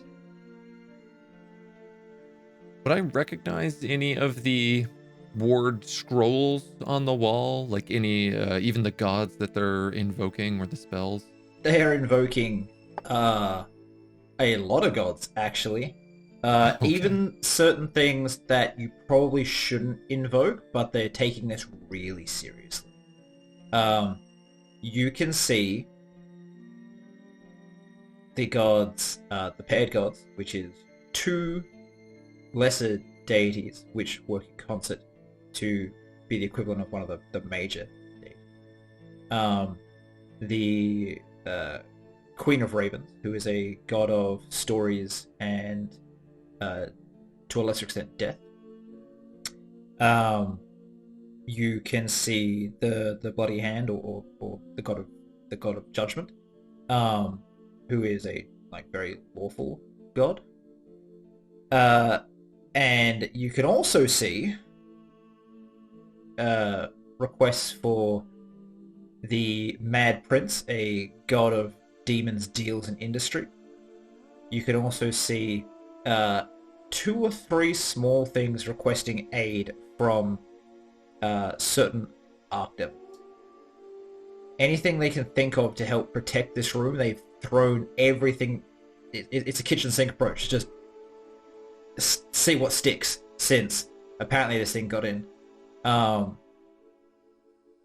And the house I is think watered to Saros's begin with. jaw just kind of starts dropping as he looks around and is just in like disbelief, appalled at some of the names that he sees. So, just do me a religion check. I'll see how many of the Archdevils you recognize. Oh, but I'm so bad at that. Oh, 19. Oh, Okay. So there is Despater. There is, oh god, I've forgotten the thing. There's so many. Please devils hold, and my demons. brain goes through the lore that I know. 6th level, Asmodeus' daughter. Just going click, click, click, click, click, click. IO. Sure, we'll just change it to that instead. We'll change it to, because I can't remember it, we'll change it to Mephistopheles. And one which it doesn't have a name attached to it, but it's the one below all is the title, in sort of like a mix of celestial and infernal script. This is certainly no safe place to stay. I appreciate the effort that they have gone through, but this I cannot abide.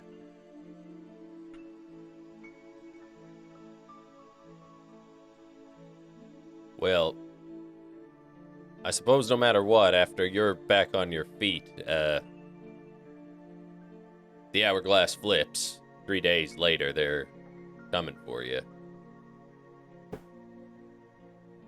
And if you survive, you will have passed their first test.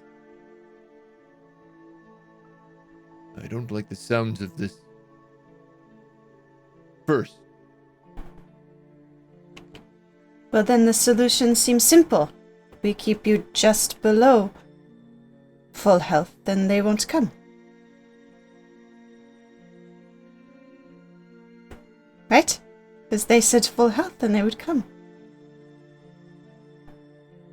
Sloan, I believe they are playing by their own rules in this situation.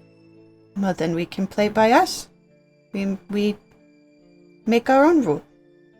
she may have a point. If Pain this is clearly a creature came. of pain, I just don't like what that means. The creature came because the timeline it seeks was being altered by surgeons. We cannot stop the test from coming by any means of trickery, using their own rules. We could try. We won't know until we try. Can I get perception checks from anyone not too enthralled in the conversation, or who has a passive perception higher than 15? What if it is I have 50? a passive perception higher than 15. Said higher than I guess- 15. No, I said higher than 15. I'm gonna stick with it. Okay.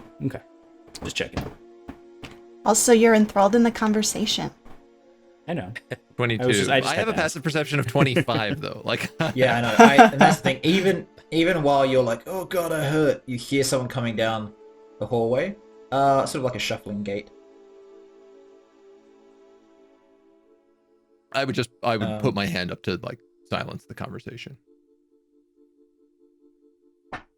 Okay. Oryx, someone next to you? Same man from last night? Zaphan. Or Zaphan. Hello, is everything going well here? He seems to be. He puts his head in.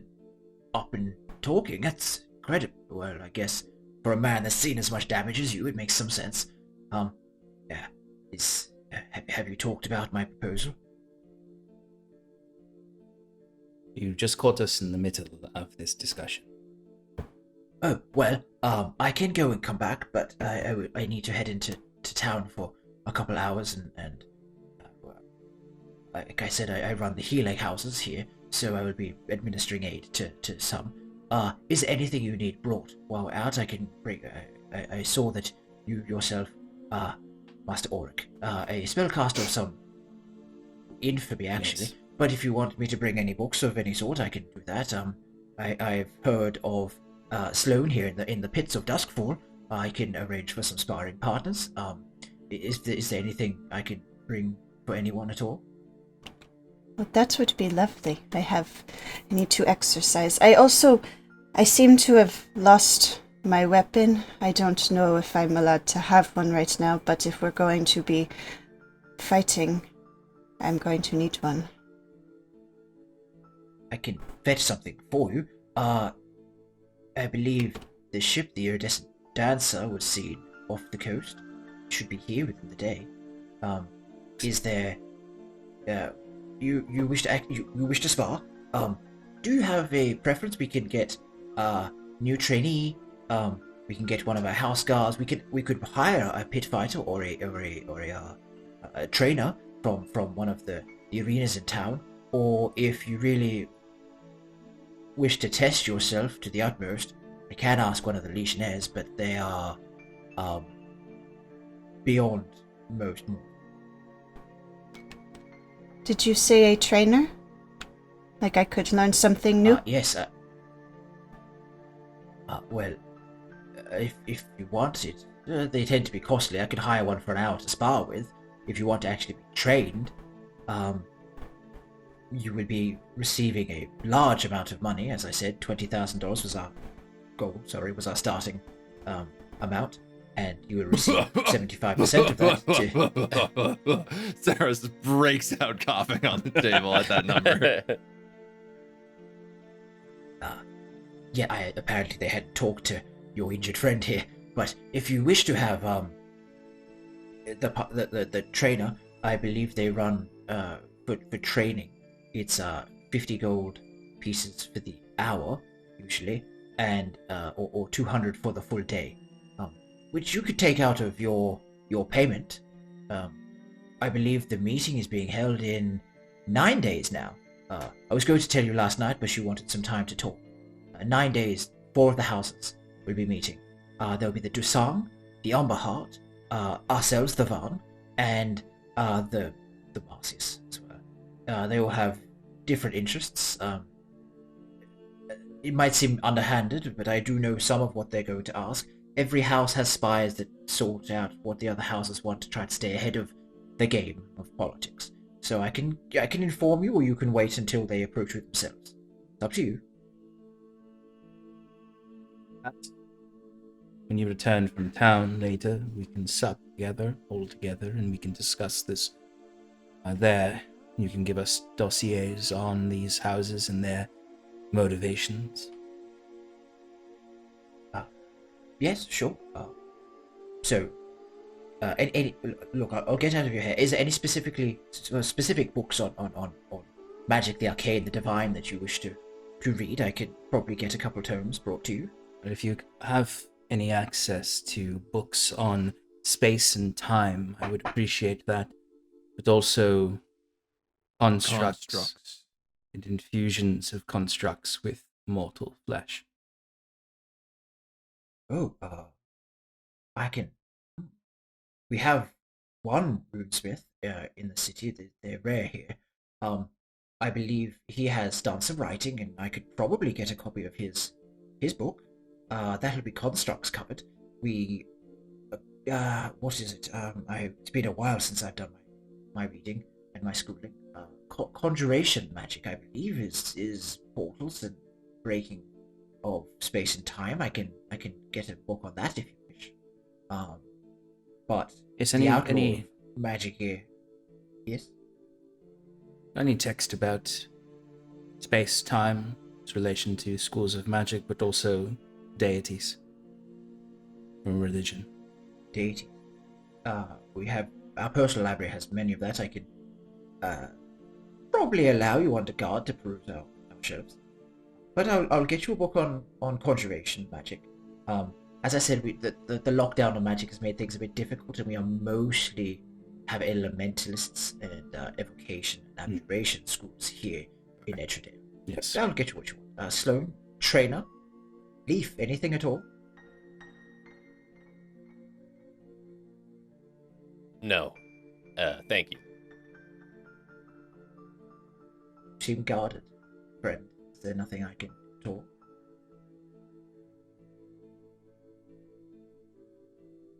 A book on, if you're heading out for books. Maybe the Blood War. Oh. Oh. Notice a few, interesting names on your walls here. Noticed a few interesting things about your arm. We do have tomes ourselves. They are hazardous to read. I will sit with you because they can cause problems. They do require a certain amount of training in the divine arts. If you wish to read them without that aid, they can be corrupting. They are held inside a vault, thrice warded. It's an alloy of adamantium and mithril. You will have to sit within the vault with me, and if your arm is what I think it is, it will hurt. It will burn the entire time. Can you stand that? Only one way to find out. But, I am pretty damn curious. Okay. I can arrange it. I understand it must seem like I'm being overly friendly, and I am trying to gain your services. Look, when it comes down to it, in all honesty, I believe we are one of the more upstanding houses. I will let you make your own decisions on the dossier. Saros, is there anything I can do for you? At all, anything? Some clothing would be nice. I seem to keep having mine torn to shreds. You're living, you're living that adventuring life, son. That's some part of the territory. But I can get you clothes, if you wish. It's not hard to gain. I can walk around your house naked if you'd prefer. It wouldn't be the first time. No. But, I. It's just going to take. I believe and I've heard that you are a servant of Ryllea, which is odd since she does not usually have, well, has ever had servants as far as I know. But generally we make sure people that are clerically inclined have a symbol of their god stitched into a robe provided. So we thought we would do the same for you. you will do no such thing. Oh, okay. Simple robes Oh, will do fine. sorry, I did not mean to offend. I was merely trying to help. I will fetch you your robes. He seems a bit like shocked, and he just sort of, with that, he doesn't say anything else, just leaves. Any more requests before you go? Yes, sorry. If there's any spare vellum and ink you have, you can give to me. I will take that for research. But also, could you send our friend Harkin here so we can speak with him? He's waiting at the gates. We denied him entrance until midday, just because we wanted to make sure we were here and we could have our chat before, but we will send him in if we're waiting till later. Do you need enchanted inks and vellum, or is this for your magics, or is it just to take notes? The magics. Okay, is there anything? Make me a list of things you need, and I'll see them sort out, provided they are not some of the more expensive esoteric things. But yes, I will get you your Of info. course. He nods. Can I make an insight check on him? Go As for a it. general, I have my own thoughts and opinions, but I'd be curious as to what my insight can glean with a critical failure. Nicest man you ever met. He's like rapid talking and seeming just to want to help so much is really throwing you off, and you're not quite sure what to Yeah. make of it. Yeah. All right. That fits then. My passive is 20. So yeah, you exactly what I said is pretty much going. Yeah. It's something seems Yeah, to be yeah. happening, but you're not sure. There's You're something, injured, there's something right? we're not being told as well. Like, yeah. Well, I don't trust Okay. him.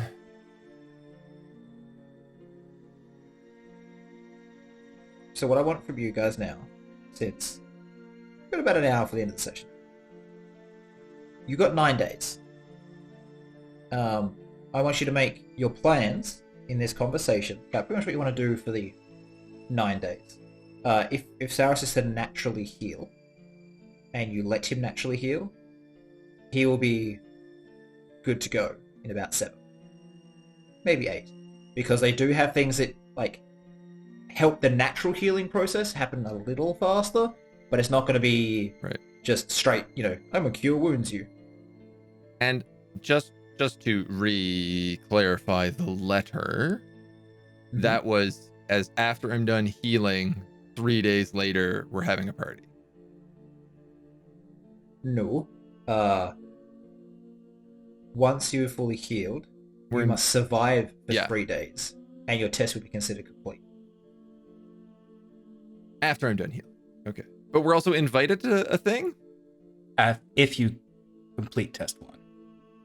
Oh, okay. I believe since So test since 1 is that one's okay. on, I see. I see. Yeah. All right. It all right, was, all right.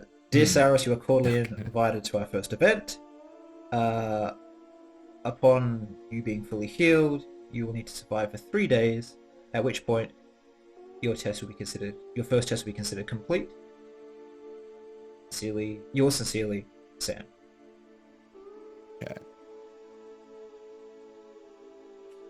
Great. That's so much better than what I thought I was.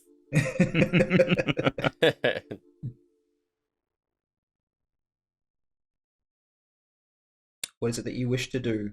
Like you to plan for your next week and a half? I think the big thing is trying to get as much information as we can about these other houses. I would Yeah. really like Yeah. to know what they're going to offer us, like who we could use the best. Leaf is very much on the side of trying to use this situation in our favor a lot more than theirs. Okay. History checks across the board, except for except for Sloane, because actually no, Sloane can as well. Because some of your tribe might have raided this area at some point, but your notes be like good fighters, very weak, that sort of stuff. And then read out to me your results. 18. Of course, Sloane so far has the highest. 11. Oh, except for Saros. Yep. Oric? 12. 15. 12, 2. and Sloane. 15.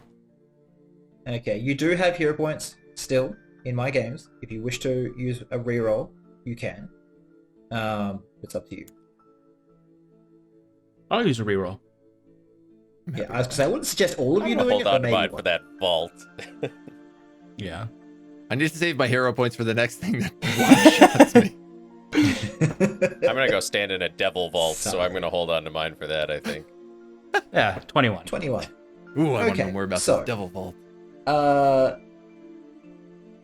Leaf, you were mostly here, robbing people, and you looked into like individuals, and you tend to go for like,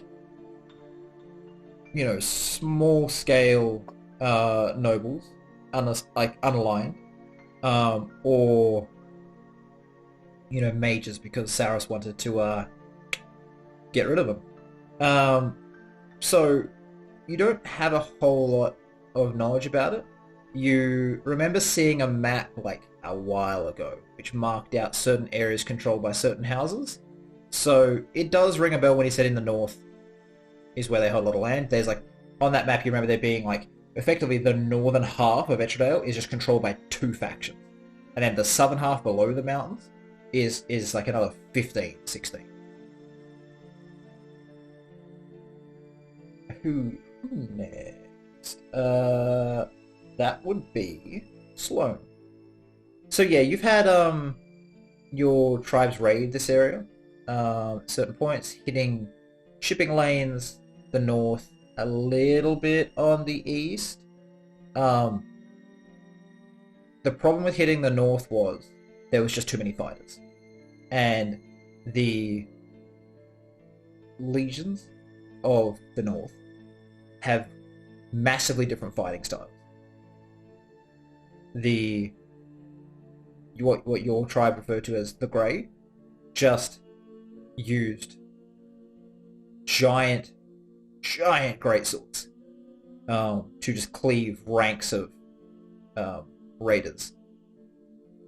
And they're ranged, or they had that, and then usually on their back they would have almost a ballista that instead of being like a cross was instead of being a horizontal crossbar, it'd be vertical and fold down, and they sort of would snap it into place and load like like 5 very thick iron bolts into the top. And if they shot those things at your raiding ships, if you got found before you hit shore, they would sink your ships. They will punch straight through people. These things do not fuck around. The other one, which you know as the Kingdom, fought very close formations, shield and sword, and they didn't like raiding them because they couldn't really break the formation. They couldn't cause the havoc needed to be caused to raid effectively. So the north was pretty much a don't touch. The east was a lot easier because it was such a sort of there's only a few of them. That's where they fought the Winged, which you would know now is Sanguinar, after actually having experienced that yourself, where your tribe would need to usually spread across a wide frontage so that the groups of Sanguinar could not hit all of them at the same time. They could rapidly move between them, but there's not a lot of the same. That's all you know. Who next? Saros. Sure. You know that most of them, because you're mostly interested in mages and I was like, what's the Mage House? the Mage House is very much the Marcius, with the Dusang being some fire elementals. They have a very flame theme going on. But is that like the summoning Marcius, elementals as well, or just like no, more like Fire Nation attacks? Just yeah, pretty much. Think of them all as flying firebenders, and you're not too far off. Sure. So there's that. The Marcius are known to utilize anything and everything they get their hands on. They are all about making the Empire stronger, and they less worship the gods and more just fanatically worship the Emperor, who they see as divine. The other two houses, much less so. Much less so. What's the Okay, yeah. The Varn and the Umberheart. The Varn being most religious, they worship a bunch of gods, and the Umberheart worship the paired gods. They hold very, very high regard for the Lady of Ravens, and then they also respect the Emperor as divine will on this world. Or if you knew all of that, along with the fact that through the tales you've read and like when you're doing your bardic histories and things like that, you had the Dusang was seen as this very noble, angelic, celestial house, very worried about making sure the people of the realm were looked after. But they're not the best managers of their area. They don't make everything super effective and streamlined, but they very much look after their people. And the term "they are vengeance" comes up several times in certain stories.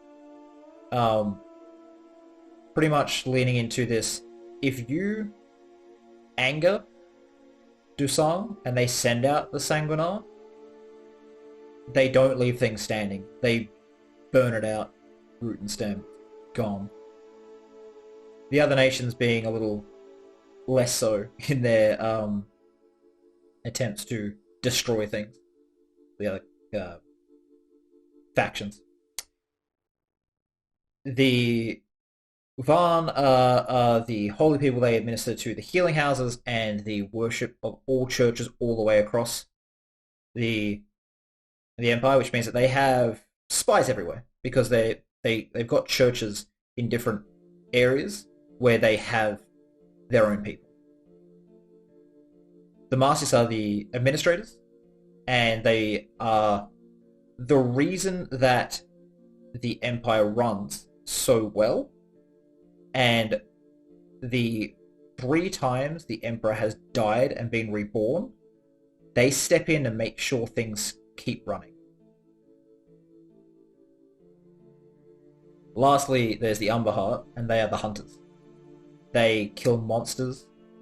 They don't care overly about the people as long as the nation survives. But if a Hydra comes down from the mountains and starts ripping things apart, they are the ones that get sent out to fix it.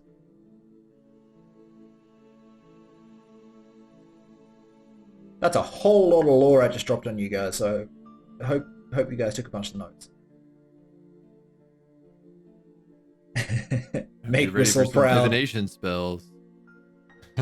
Okay. Oh no, she went to bed. Our trump card. Sorry, she watches the VOD like 10 times. So, that is all the knowledge you have. And I would say, because you guys are sitting here talking, unless you specifically say you don't want to share that info, you now all know that information. No one's not sharing? Cool. So that's what you have so far. After, it probably takes a couple hours to talk back and forward about all of it. What else would you like to do while you're sort of planning the next step, remembering that he's going to be back in 3 to 4 hours? Do we have a clear preference here, or how is everyone feeling about these groups? Well, from what you're saying, Auric the Umberheart, sound like they might be... I'd like to hear what they have to say. We're going to wield some sort of mighty weapon against these monsters, then. Yes, their precision in defeating foes, I suppose, would be very valuable. At the same time, the Vaughn have legions and the strongest forces in their hands. The Dusang have the Sanguinars, so we're thinking of weapons. It's hard, the Bastard 5, somewhere between monster and mortal enemy. Didn't we want to hear from all of them before we made the decision? Isn't that what you said, Leaf? Yeah, their offers, I think, will affect quite a bit of what we're willing to accept, but So why do we have to make a decision tonight? What are we going to tell? Suppose that's what we're trying to figure out. Well, we could just repeat. We have to have all of the information, no? I am curious about the masses, and their administrative ability means that they must have a lot of knowledge, a lot of information that could be useful.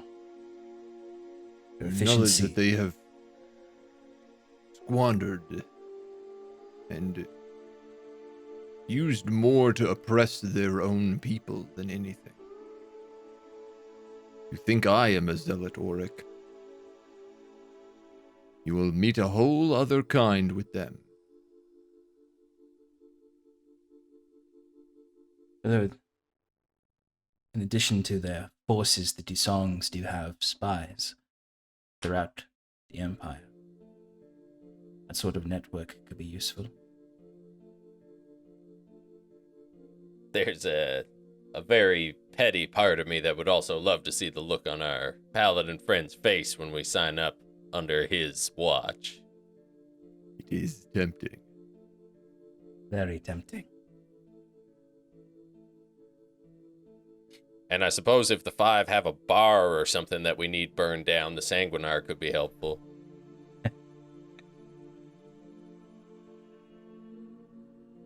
Yes, the Dusangs don't just think they are the... other than the Sanguinars, not sure what use they are. Certainly they're concerned with the well-being of the people.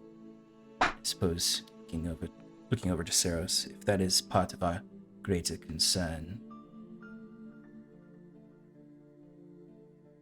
they have mismanaged their land. I'm not exactly here to play politician, but that being said, the people of these lands have suffered from much greater things than what we have caused. I do not wish to aid those that have kept them oppressed. Suppose whichever house we decide to attach ourselves to, they will start to see greater power in this country.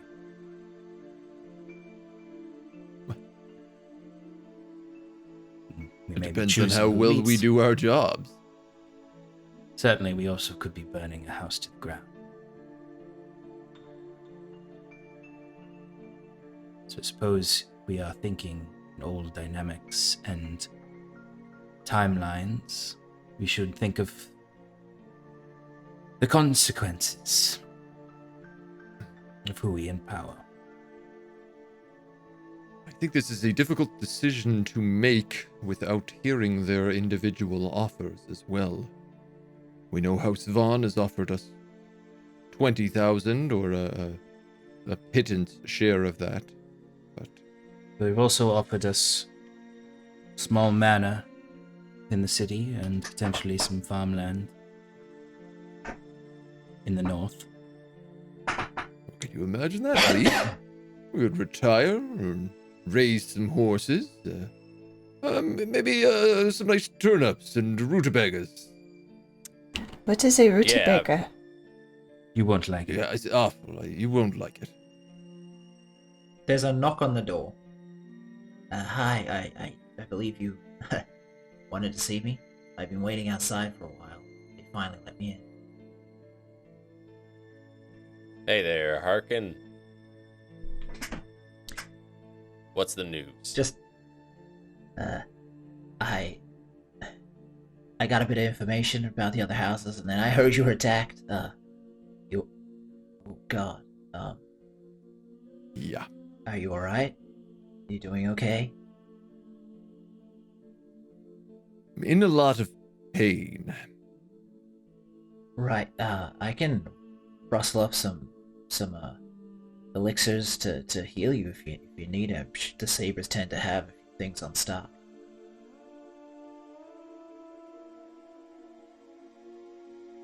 I'll keep your favor in mind, but pass for now. Alright, it's your choice. Look, I don't know what you guys need. But you ask questions, I'll be sitting here. If you don't want me to listen in, I'll go. But I'm here if you need me.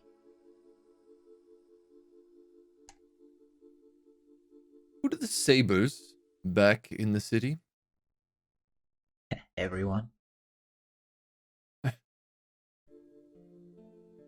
Who'd have expected that? The houses are always playing off each other. This is the most profitable way to be. What do you need to know? What are you planning?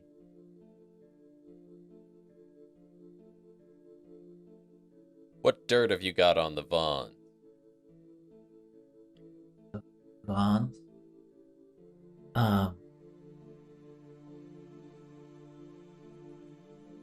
Mostly that they are a little bit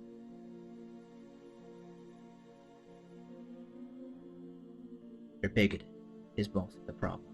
They tend to use spy networks to undermine people that don't follow the same beliefs they do, and they have been known to send their militia groups out to cause problems with those of different faiths. They have killed Thought they accepted elves, all they have... gods. No, they will implore all gods for help if needed. As he looks around the room, a little bit worried. But there's a few they decide are worthy of worship. There's more they decide are safe, but you'll see that mostly they're gods of law, truth, justice. They're those sorts of things. Things that you can expect a reasonable trade of services out of. But there is nothing like no war god. There's no one to protect travel.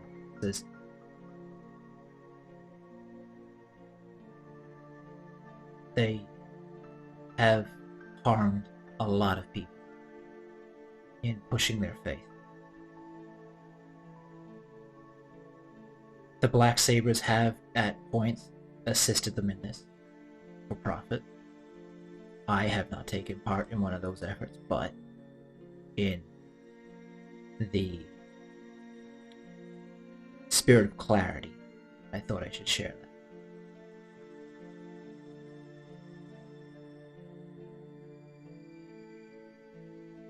Suppose the Black Sabers, yourself, Harkin, can provide us with more accurate perceptions of these houses. Help us see through their offers and know what we're truly helping with. Well, since the five are in town, I'm actually ordered to clear out everything possible. The Black Sabers treat the five as a terminus event. Any place they arrive is considered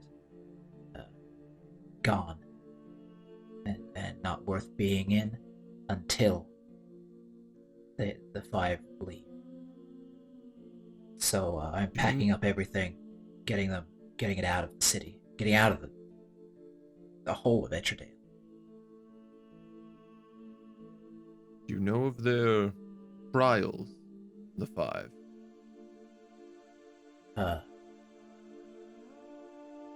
Were you targeted as... I mean, I know the first one.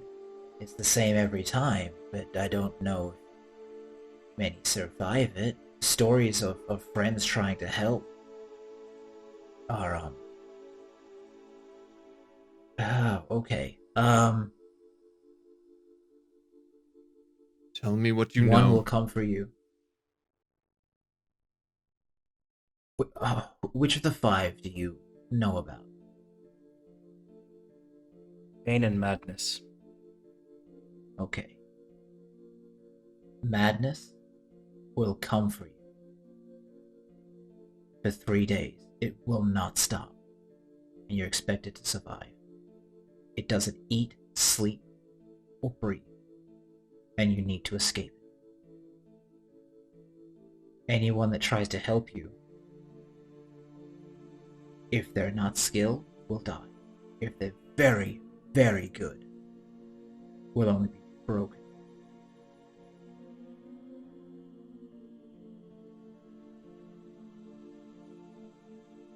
No one's ever thought to You just need to fight run. it. Yeah, that's why there's a lot of dead people. This isn't a fight. It's not a fight. It's a death sentence. You will die if you stand. Find another way if you need to stop it. There is no fighting. Well, that's madness. What of pain? I don't know Payne's trial. The last few recruiting drives they've done have ended with the trial of Matt. If they... Sorry. I don't know any. Oh, you've given us some idea. I appreciate it, Harkin. There's a note of a large humanoid tearing through a town, chasing after someone. It moves almost as fast as a horse at gallop. The thing is, the horse will need to stop. Madness won't. I don't know what you're going to do, but if you... When's the trial starting? Have you been told? Have you got any information? Only we could leave the city on a boat that outspeeds anything.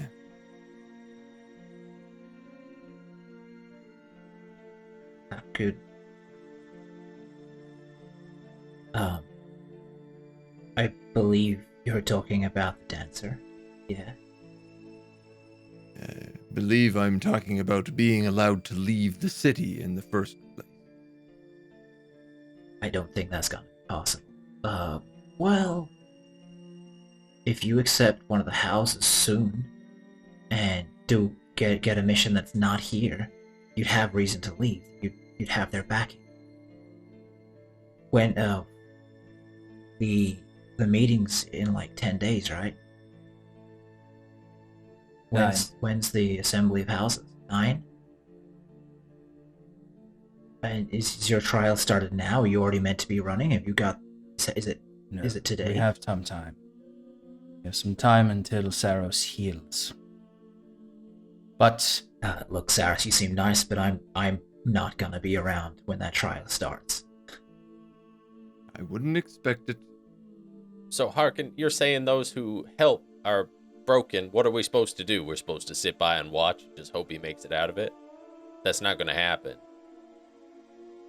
Called the Trial of Madness for a reason. It's hard. Plays on your soul to have to watch a friend be brutalized.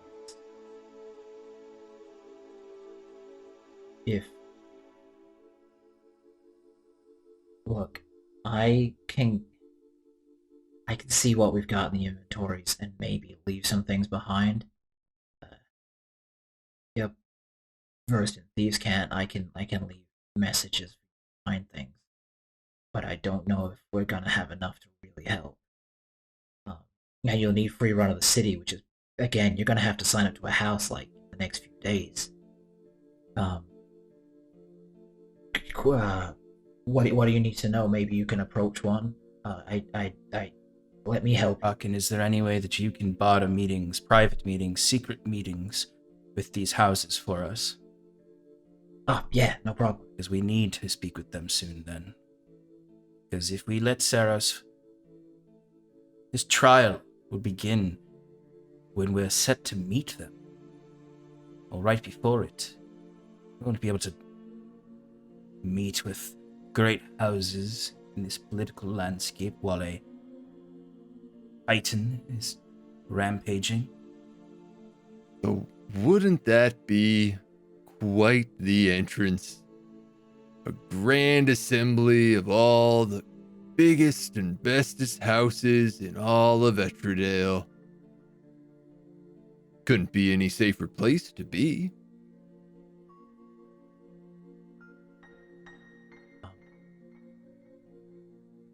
Yes, but if... Does anyone else know that you've been marked?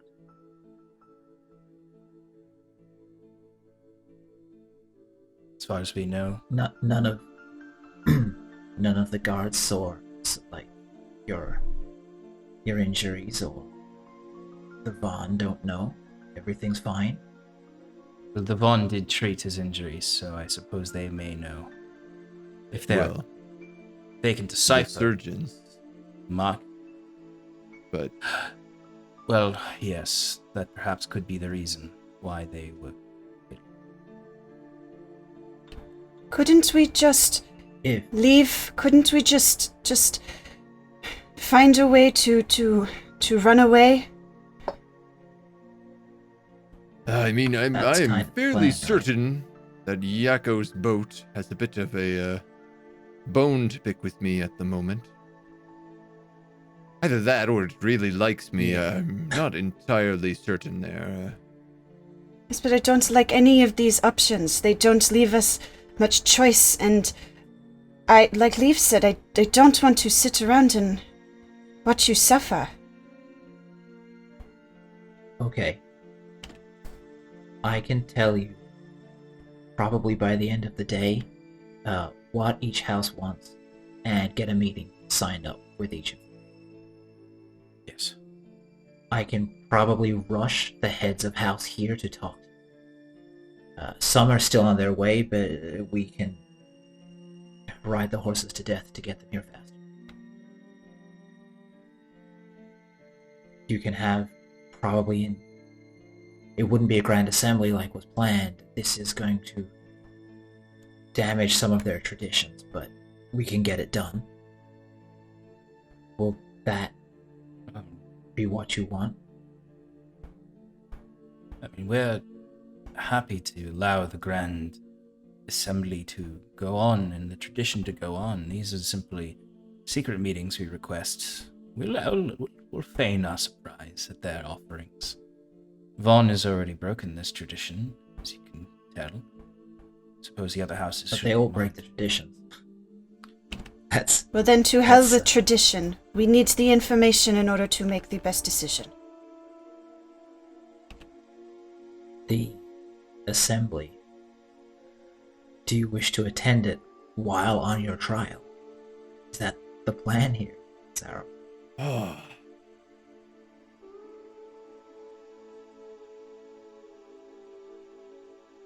I have to know their offers first. If Okay. Yakko will let I'll me get that. take the dancer, it seems like an easy path to outrun them. But that's a big if in its own Sarah, right. His boat is moored a few miles offshore. I can probably get to him and talk. I don't know why he's not being allowed to dock, but He's not been allowed. I can probably find that out. I hear things. I'll find out. If you want me to get the information on the houses today, that'll have to be a tomorrow. Is that okay?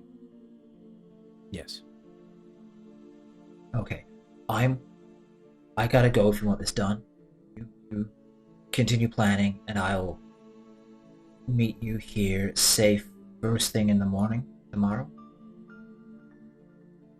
Or I can come back at like midnight tonight so that you have the information for tomorrow.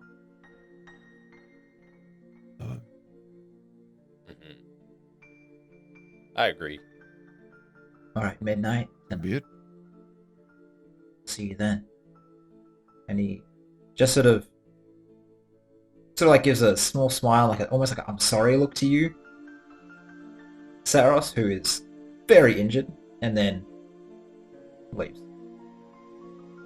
I just give him like resting growl face.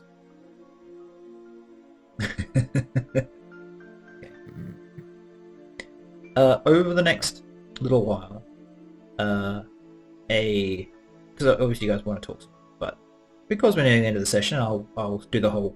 You got a few days to plan, and a few things you wanted. Firstly, a stack of books arrive. He said he'd probably be able to get you a couple. He ends up getting 5. Some are like beginner's guides too, but then there's a couple very old, very advanced books, and there's one scroll sealed, and the date is marked 192, Second Age. And you're now in the Third Age at 598, Third Age. This is a very old scroll.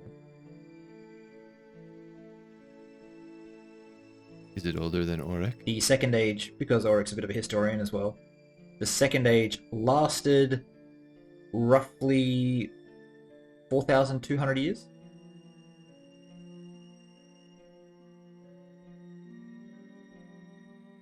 The Second Age is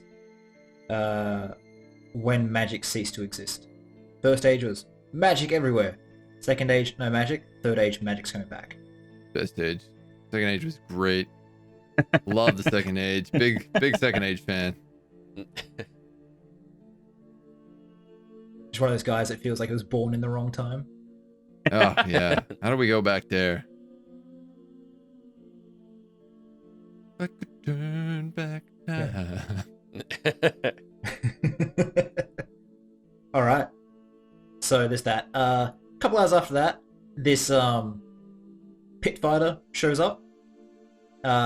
He is just a ball of meat and muscle. He's got like a nose that's like twisted like the wrong way. One of his cheeks is more sunken in. You can see it's like it's been broken badly at one point. And there's like the back of the side where that dip is also like his jaw is cheek dips in a bit, like he's missing some teeth at the back of his jaw from being hit really hard. And he sort of walks in, looks at you, and like just shrugs and nods at you, Sloane. Obviously, seeing the one that wants to actually do this. So it gives you one of the, come on. Okay, I'll see you later. Takes you to the little gym where they've set up. They've like moved all the things aside that would usually be there, and it's just a nice big open clear floor. And along the wall is a bunch of weapons that have lead cores and like sort of a softer outer thing. It's all blunted, so they are heavy for training. What are the rest of you doing? Resting. I'm real cut up. I'm gonna be, the moment this meeting is done, like Saros probably like collapses back into the bed, with how much effort it's taken just to like stay sat up during that conversation. Okay. We'll say that you're, due to yesterday and today, you're 2 out of 7 days. Like last night and like all of today, you'll be 2 out of 7 days rested, more or less. I don't know if I Does want the that to go countdown fast not or help? slow. Talk. Tick. Talk.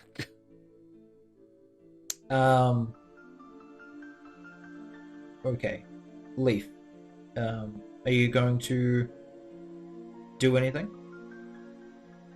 Or are you waiting for your time in the vault?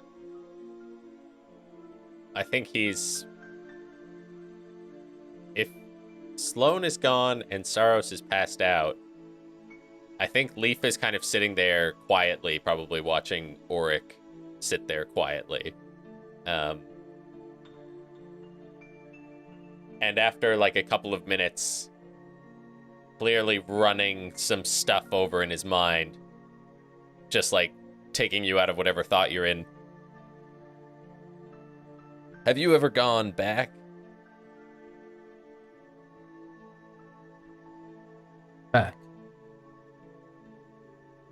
you've got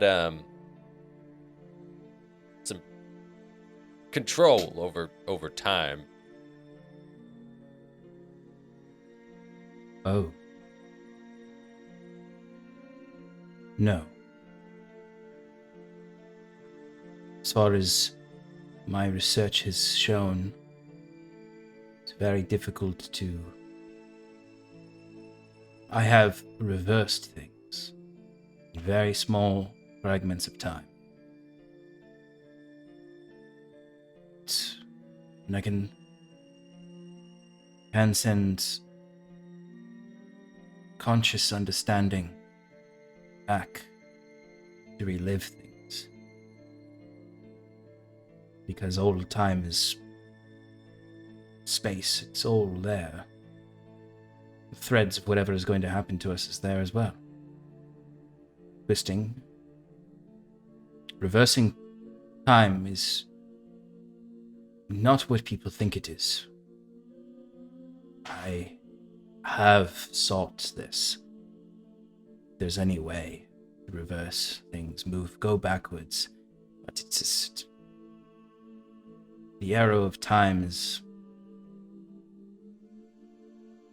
trickier than that. Can I get you to make an intelligence check for me? See if you've just... Or a history, actually. See if you've read certain things that might point you in the right... Like, you don't know how to do it, but if you've, like, at least got maybe inklings or, like, theories on how it could be done. 17.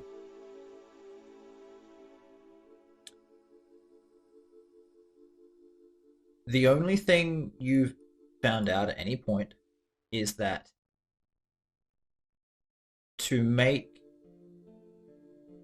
Because all of time stuff is difficult.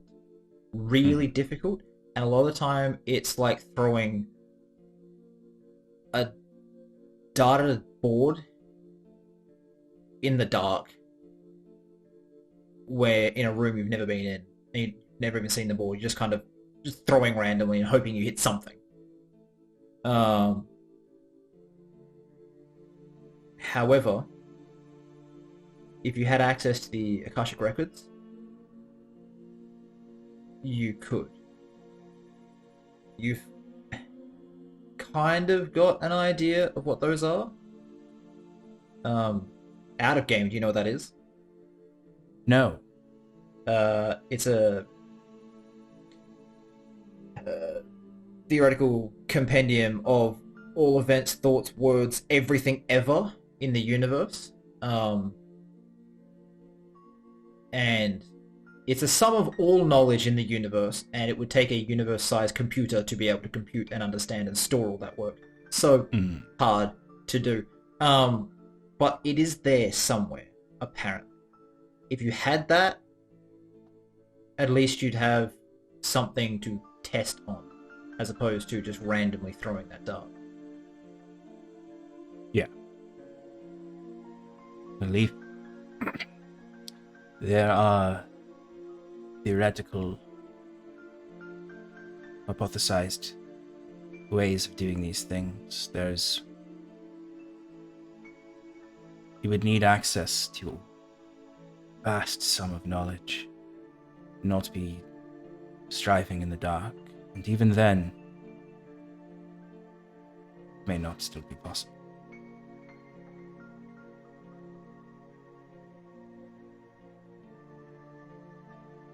Through my time with Saros, I've met a lot of mages, and I've seen a lot of things that I would have assumed were not possible.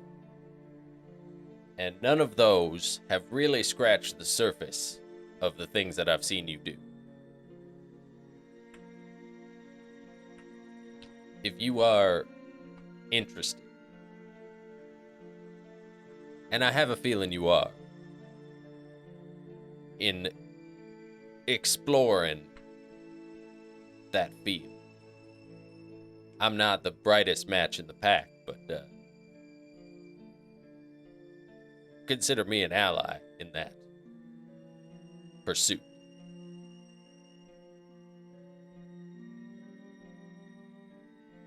Understood.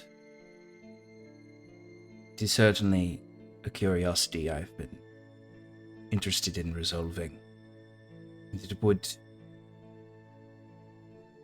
that sort of control, exploration, would solve many problems. Perhaps that is why I'm hesitant towards believing or hoping. But if it's possible, and we can find it, I promise you we will.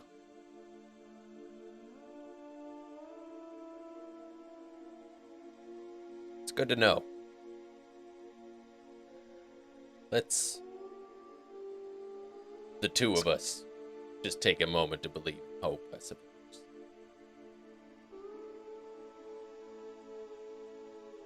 I suppose we're both trying to seize our own destinies.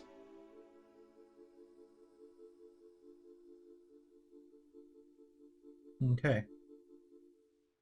In the gym,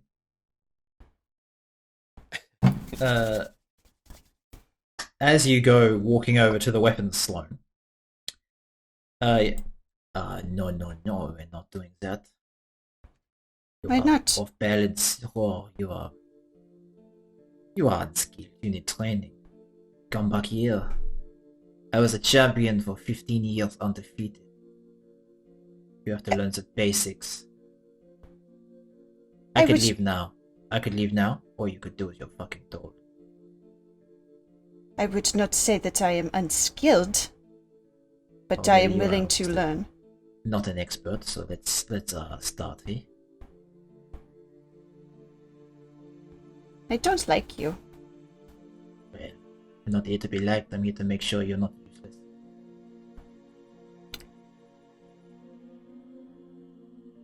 She is affronted. She doesn't know that word, but she is affronted. We will start with your footwork, and the best way to practice is, and also to get your balance that you're very top heavy around the shoulders. You do not think you could throw a punch to save your life. I punch him. Make an attack roll at disadvantage.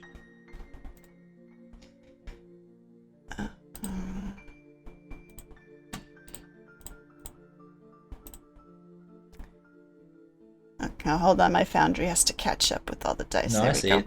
Disadvantage. Oh! Sucker punching him. One So- of them was a natural 20. I know. 13. So That just should be his fist advantage, if anything. whooshes past his face, and he, as you're like throwing this big haymaker at him, he's going to make some attacks. Let me just About to get put monk this in shitted. here.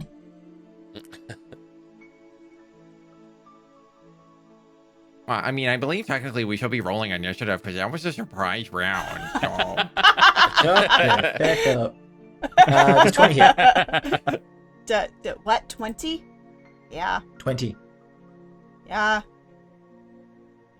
That's another 20. Fuck. Stop it. Mm-hmm. Oh, awesome. Yeah. So you get this whack whack really fast, all up the ribs as he's like switch the side and just 3 quick Yeah. hits. And you know what? Yeah. What? You can make a What? save against a stunning strike. Oh, Don't monk shit. Oh my god, does make this a mean con I'm gonna save, get please. to multi-class? Are If you you wise? Again? You're already multi-class, but if you wish. Well, I want to learn some dope monk shit. Normal straight roll? Yeah, con save. That would be a 27. Oh, I saw the 17. I was like, 17, that's really bad. Then move up a little bit, 27. Yeah, it's good. 27. As you kind of keep going, like, well, but your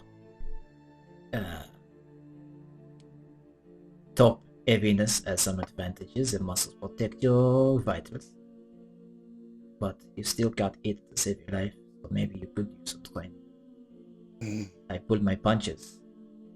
if this was a fight, be on your ass. I really don't So, like you. mademoiselle, again, not here to be like.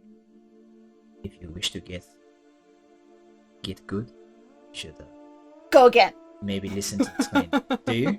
Yeah! He's insulting punch. me! Make a punch at disadvantage. Give Sloan a couple days with this guy, and she's immediately going to become best friends with him. 100%. Or kill That him. is a... Damn it! 11. Okay. He ducks under it and throws 2 quick jabs into your midsection and then steps around behind you.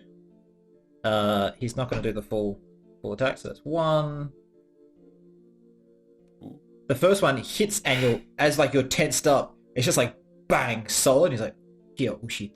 Because you know your abs are pretty much steel, since I believe con means that barbarians are your skin is your armor, and he's just like, oh no. Oh no. And then the 17 hits your bottom rib, and you're like it just bruises all along the bone. So as you twist, you feel it pull a bit, and you. That is twice now you have tried to sucker punch me. I can see why it needs explaining. Okay, fine. Okay. But I'm not useless. Ask my I friends, refuse I'm to not judge. useless.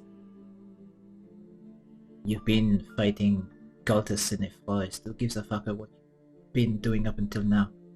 I will teach you how to fight with both your hands, well, your whole body, and your weapon. You'll get better. If you wish to prove yourself, once I've done some training, you could step up to the current champion, who I can say is more dangerous than either. Maybe you could enter the pits and earn yourself some money. Well, if it would change your mind. Shall we begin? So, Okay. Here's your first descent. All you have to do is knock me on my ass. yep. But for every punch you miss, I'm going to hit you twice. And this time I will not pull my punches. That will not twist And again. from as we leave that scene, you guys are sitting there and you start hearing this, like, Sloane just, like, swearing as it's just this whoosh, whack, whack, whoosh, whack, whack. And she's just constantly getting, like, popped twice in the stomach, the shoulder, the back. Like, you hear her fall a couple times. She's had, like, her leg swept out from under her. And she's just getting angrier and angrier. And this guy is just laughing a little bit, quietly. Makes it And worse. that goes on for the full hour. For the full hour. When he just stops and steps back, he's like, well, I guess if I get hired again, I will see you. I hope I do. You have a small glimmer of potential. Ugh. She just turns around and storms off, Well, limping and clutching her side and just in a huff. Big huff. as he walks out, he's like, barbarians from the north. No manners. And leaves. And with that, we will wrap up today's session and allow you guys to get your research done at the start of the next one and make your decisions. You'll have the dossiers ready. I'll actually probably just type them up and you can have them so that you don't forget them, and I have to have you take notes the entire time. But I'll still read them out to you. That'd be nice. Yeah, I hope you all enjoyed this. This was another very like lore heavy, talking heavy session, but I think given how much combat was in the last season, you kind of needed some downtime. Downtime. Saros is half dead, but downtime. Yeah. Even your downtime is dangerous. All right. No rest So for the what we're gonna. wicked. Now I have that song stuck in my head. So what I'm gonna do is we're gonna do a quick once round favorite moments, and then we'll do the same route as a sign off, and we will find someone to raid. If while we're doing the rounds, if our tech Josh could find someone to raid and just put it in our Zoom chat, I will get that going once we're done here. So, starting, I haven't got my stream up. I can't see who's underneath me. Starting with Agent, favorite moment of the night. Mine was a very small thing that happened when Auric was asking for books. And he asked for a book on constructs. And I said constructs at the exact same time that I think he did. And it was one of those like Saros Auric moments where they were completely on the same page without saying any part of the conversation to each other. That for me was like just a really, really nice little beat moment that just kind of happened. I heard it, and my thought was, you guys are two sides of the same coin, and occasionally when flipped, just lands upright, and you just kind of that was nice. Okay, next up we'll go with Sean. I'm also really just loving the Saros and Auric dynamic that's happening this season. But my favorite moment tonight is just a kind of a classic sort of dynamic we have, which is Leaf and Saros. And I really liked that Leaf stayed in Saros's room the entire night, and just generally how much concern Leaf had all session for Saros's health and well-being. It was just really nice, and Mike, you played it really well, and really like sitting, mom sitting at the side of or dad sitting at the side of the bed of their kid or their family member or their brother or sister. My boy. I think everyone really loves the what's the term? It's very JD and Turk from Scrubs, just like best buds, nothing ever gets between them, sort of thing. Romance. Bromance, yeah, that's what I was thinking of.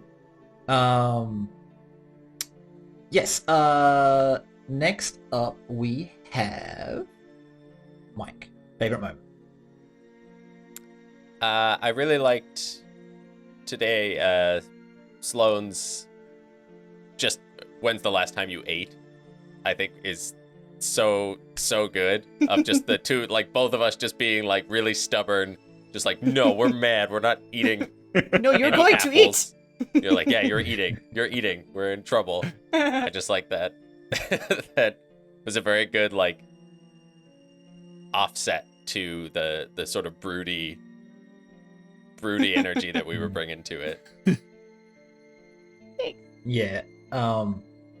Sloane definitely has this like muscle mum thing going for her right now, which is pretty funny. I'm loving it. Very fun to explore. All right. Next up, we have you then, Shannon. Well, I mean, I really like this. I mean, Shannon really likes this training partner. Sloane does not at the moment, but that's super fun. But that aside, I really loved the conversation between Leaf and Auric. I really love that Leaf started that conversation with, "Have you tried to go back?" And like immediately knew what that was. But I like that, Auric was just like, "Oh, wait a minute, what are we talking about?" And like that just led to such a really cool moment and conversation between the two of them that we haven't really seen before. So, well done, guys. Yeah. Can I get chat to just, if you still here and paying attention, just throw in what your favorite moment was while I kind of go through what mine was, and I might read a few out at the end of it. That'd be good. My favorite moment tonight was just Leaf. You very much became the party leader that's been hinted at a lot, but never like really solidified. And tonight you were just like, all right, this is fucking business. My friend is hurt. I'm going to be like setting terms and talking and taking command of the situation. And then as soon as that sort of, you didn't have to have that particular energy, you just sat with your friend and was like, oh man, I'm so sorry this has happened. I'm not leaving your side. I'll make sure you're okay. Like you left him for just a second and things went bad, and you're just like, nope, not again. Nothing is gonna hurt you without going through me, which is really cool. And then yeah, the moment with Auric as well was touching, really nice.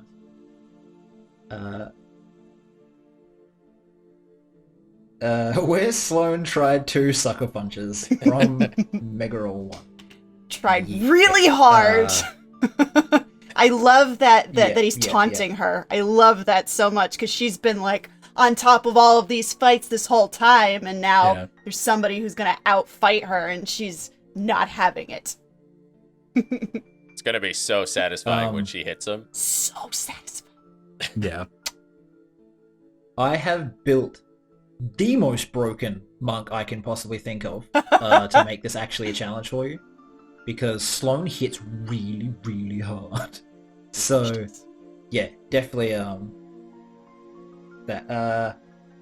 Josh the Pirate, I enjoy the comment. Well, you have such a way with words, Auric. Yeah, that was pretty funny.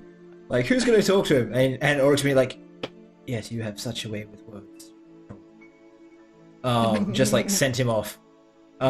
Such a way with sassing, which was great. Like... Yeah, every time. And like, it kind of goes back to like when you're talking to Yarko as well, and you're like, oh, well, we blew up this and did this. He's like, are you nuts? You never admit to that. What are you doing? Someone's going to talk to us at some point. Which was, you know, for a while now, he's been just sassing everyone up. When they got Saros the healer, that was tapped out, that whole scene. Oh, where the head of the house, do you mean Eye of the Night? Where he's just like, I can't heal you today, but I'm here to help, provided you do some stuff for me as well. He was a fun character for me to play, just because he's kind of got that whole, I want to help you. There's so much But there's a going lot on in it behind for that me. face. Like, Yeah, it's a real like the spider from Game of Thrones vibe to him, for me at least. yeah. Mm-hmm. You're very soft spoken, and You guys will meet a knight NPC once. Sometime. Right, okay. Well, We met with Bob. that, we'll now do our round of goodbyes. And we will, What about Bob? Bob was nice. Bob was nice. Bob was I nice. miss Bob. great. I miss Bob, too. uh, We did him dirty, man. Right. So, starting again with you, Agent. Why don't you tell us who you are, where you're from, and say goodbye? Me, Agent. My name is Kieran, or AgentNumberOne. I am a Twitch streamer and digital content creator. I have my own Twitch channel. I play like strategy games over there, like Total War, and lately Battle Brothers is my most recent obsession, which is kind of like chess meets medieval combat in a weird way. And I'm also part of the Wonders and Blunders podcast, where I do the music and sound effects and play a giant lizard folk barbarian. And I'm all over the internet. We got so many different little D&D things coming up down the pipeline. I'll have lots to share in the weeks to come. So. Okay.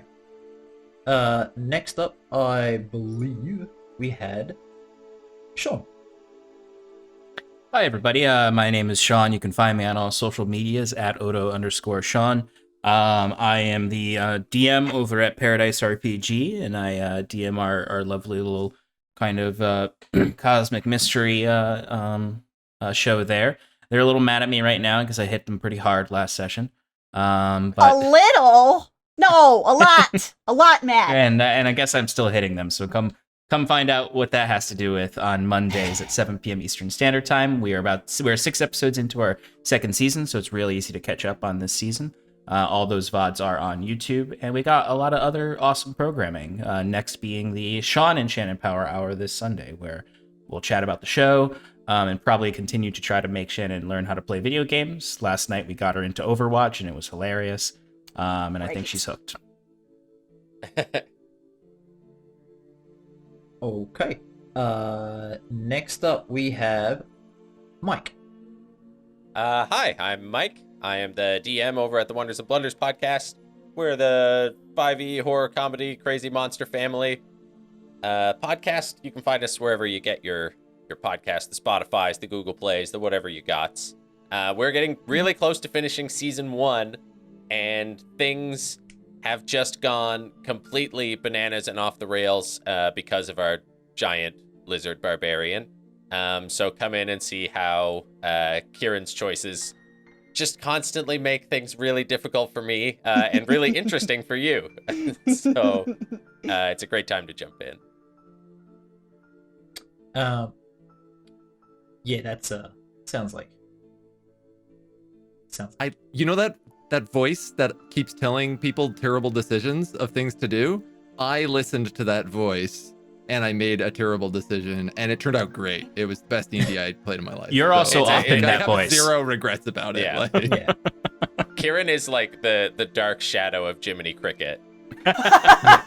He's just the devil on everyone's shoulder, and then to him, he only has the devil on the shoulder. It's like, yeah, buddy, yeah, okay, yeah, cool, and he just does it, and it's horrible. I turn to the other one and it's just another identical devil that's like, yeah. Listen to the first one. All right, lastly, we have Shannon. Hi everybody, my name is Shannon. You can find me on the socials at sroby25 on everything. I am also from Paradise RPG. When I'm not playing Sloan here, I play my beloved rogue, Scarlet, over there on Monday nights at 7 p.m. Eastern, as Sean said. I'm also one half of the Sean and Shannon Power Hour, and this Sunday at 7 p.m. I'll be yelling at him for an hour about what the hell he did to us last week. So you're not going to want to miss that. It's gonna be pretty great. And then on Monday we'll play the game, see what happens, and then yeah, got other stuff, lots of fun stuff. Our next One Shot in Paradise is scheduled for April 17th at 4 p.m. and we're going to be playing Disaster Hamsters, which is the new supplement from Plot Hooks. And I'm going to be playing Scarlet as a hamster, so I'm really excited for that. It's going to be great. So, yeah. All right. And hi, I'm Nova or Nova1. I am the DM here and the one of the guys that runs the channel. I run Roll for Damage with help from Bree and AJ, and then our techs as well, like Josh, who is going to be helping us a bit more in a minute. We have other projects in the works. We will announce again pretty soon. But if you want to find out more about us, look at the panels below. We have our artist Bree, who's awesome. There's also our Discord and YouTube. If you do watch these on YouTube, please, like and subscribe. It helps a whole lot. I really appreciate it. Correct me if I'm wrong, but does Academy of Xandar start this week? It does. Academy of Xandar does start this week on Thursday at 8 p.m. AWST, which is also 8 a.m. EDT. So, if you like watching people be crazy in a magical high school, dark Harry Potter, go nuts. Who doesn't? Yeah, I'm going to get the raid sorted in just a sec, but before I do, I'm going to run a very short ad. I'd really appreciate if you stick around. It should be about 30 seconds. It just helps the channel out a lot. So we will see you next week, and everyone could wave goodbye while I hit the ad button. Bye-bye, guys. Goodbye. Did I forget something? Yes. Hero Forge is great. Go have a look at them.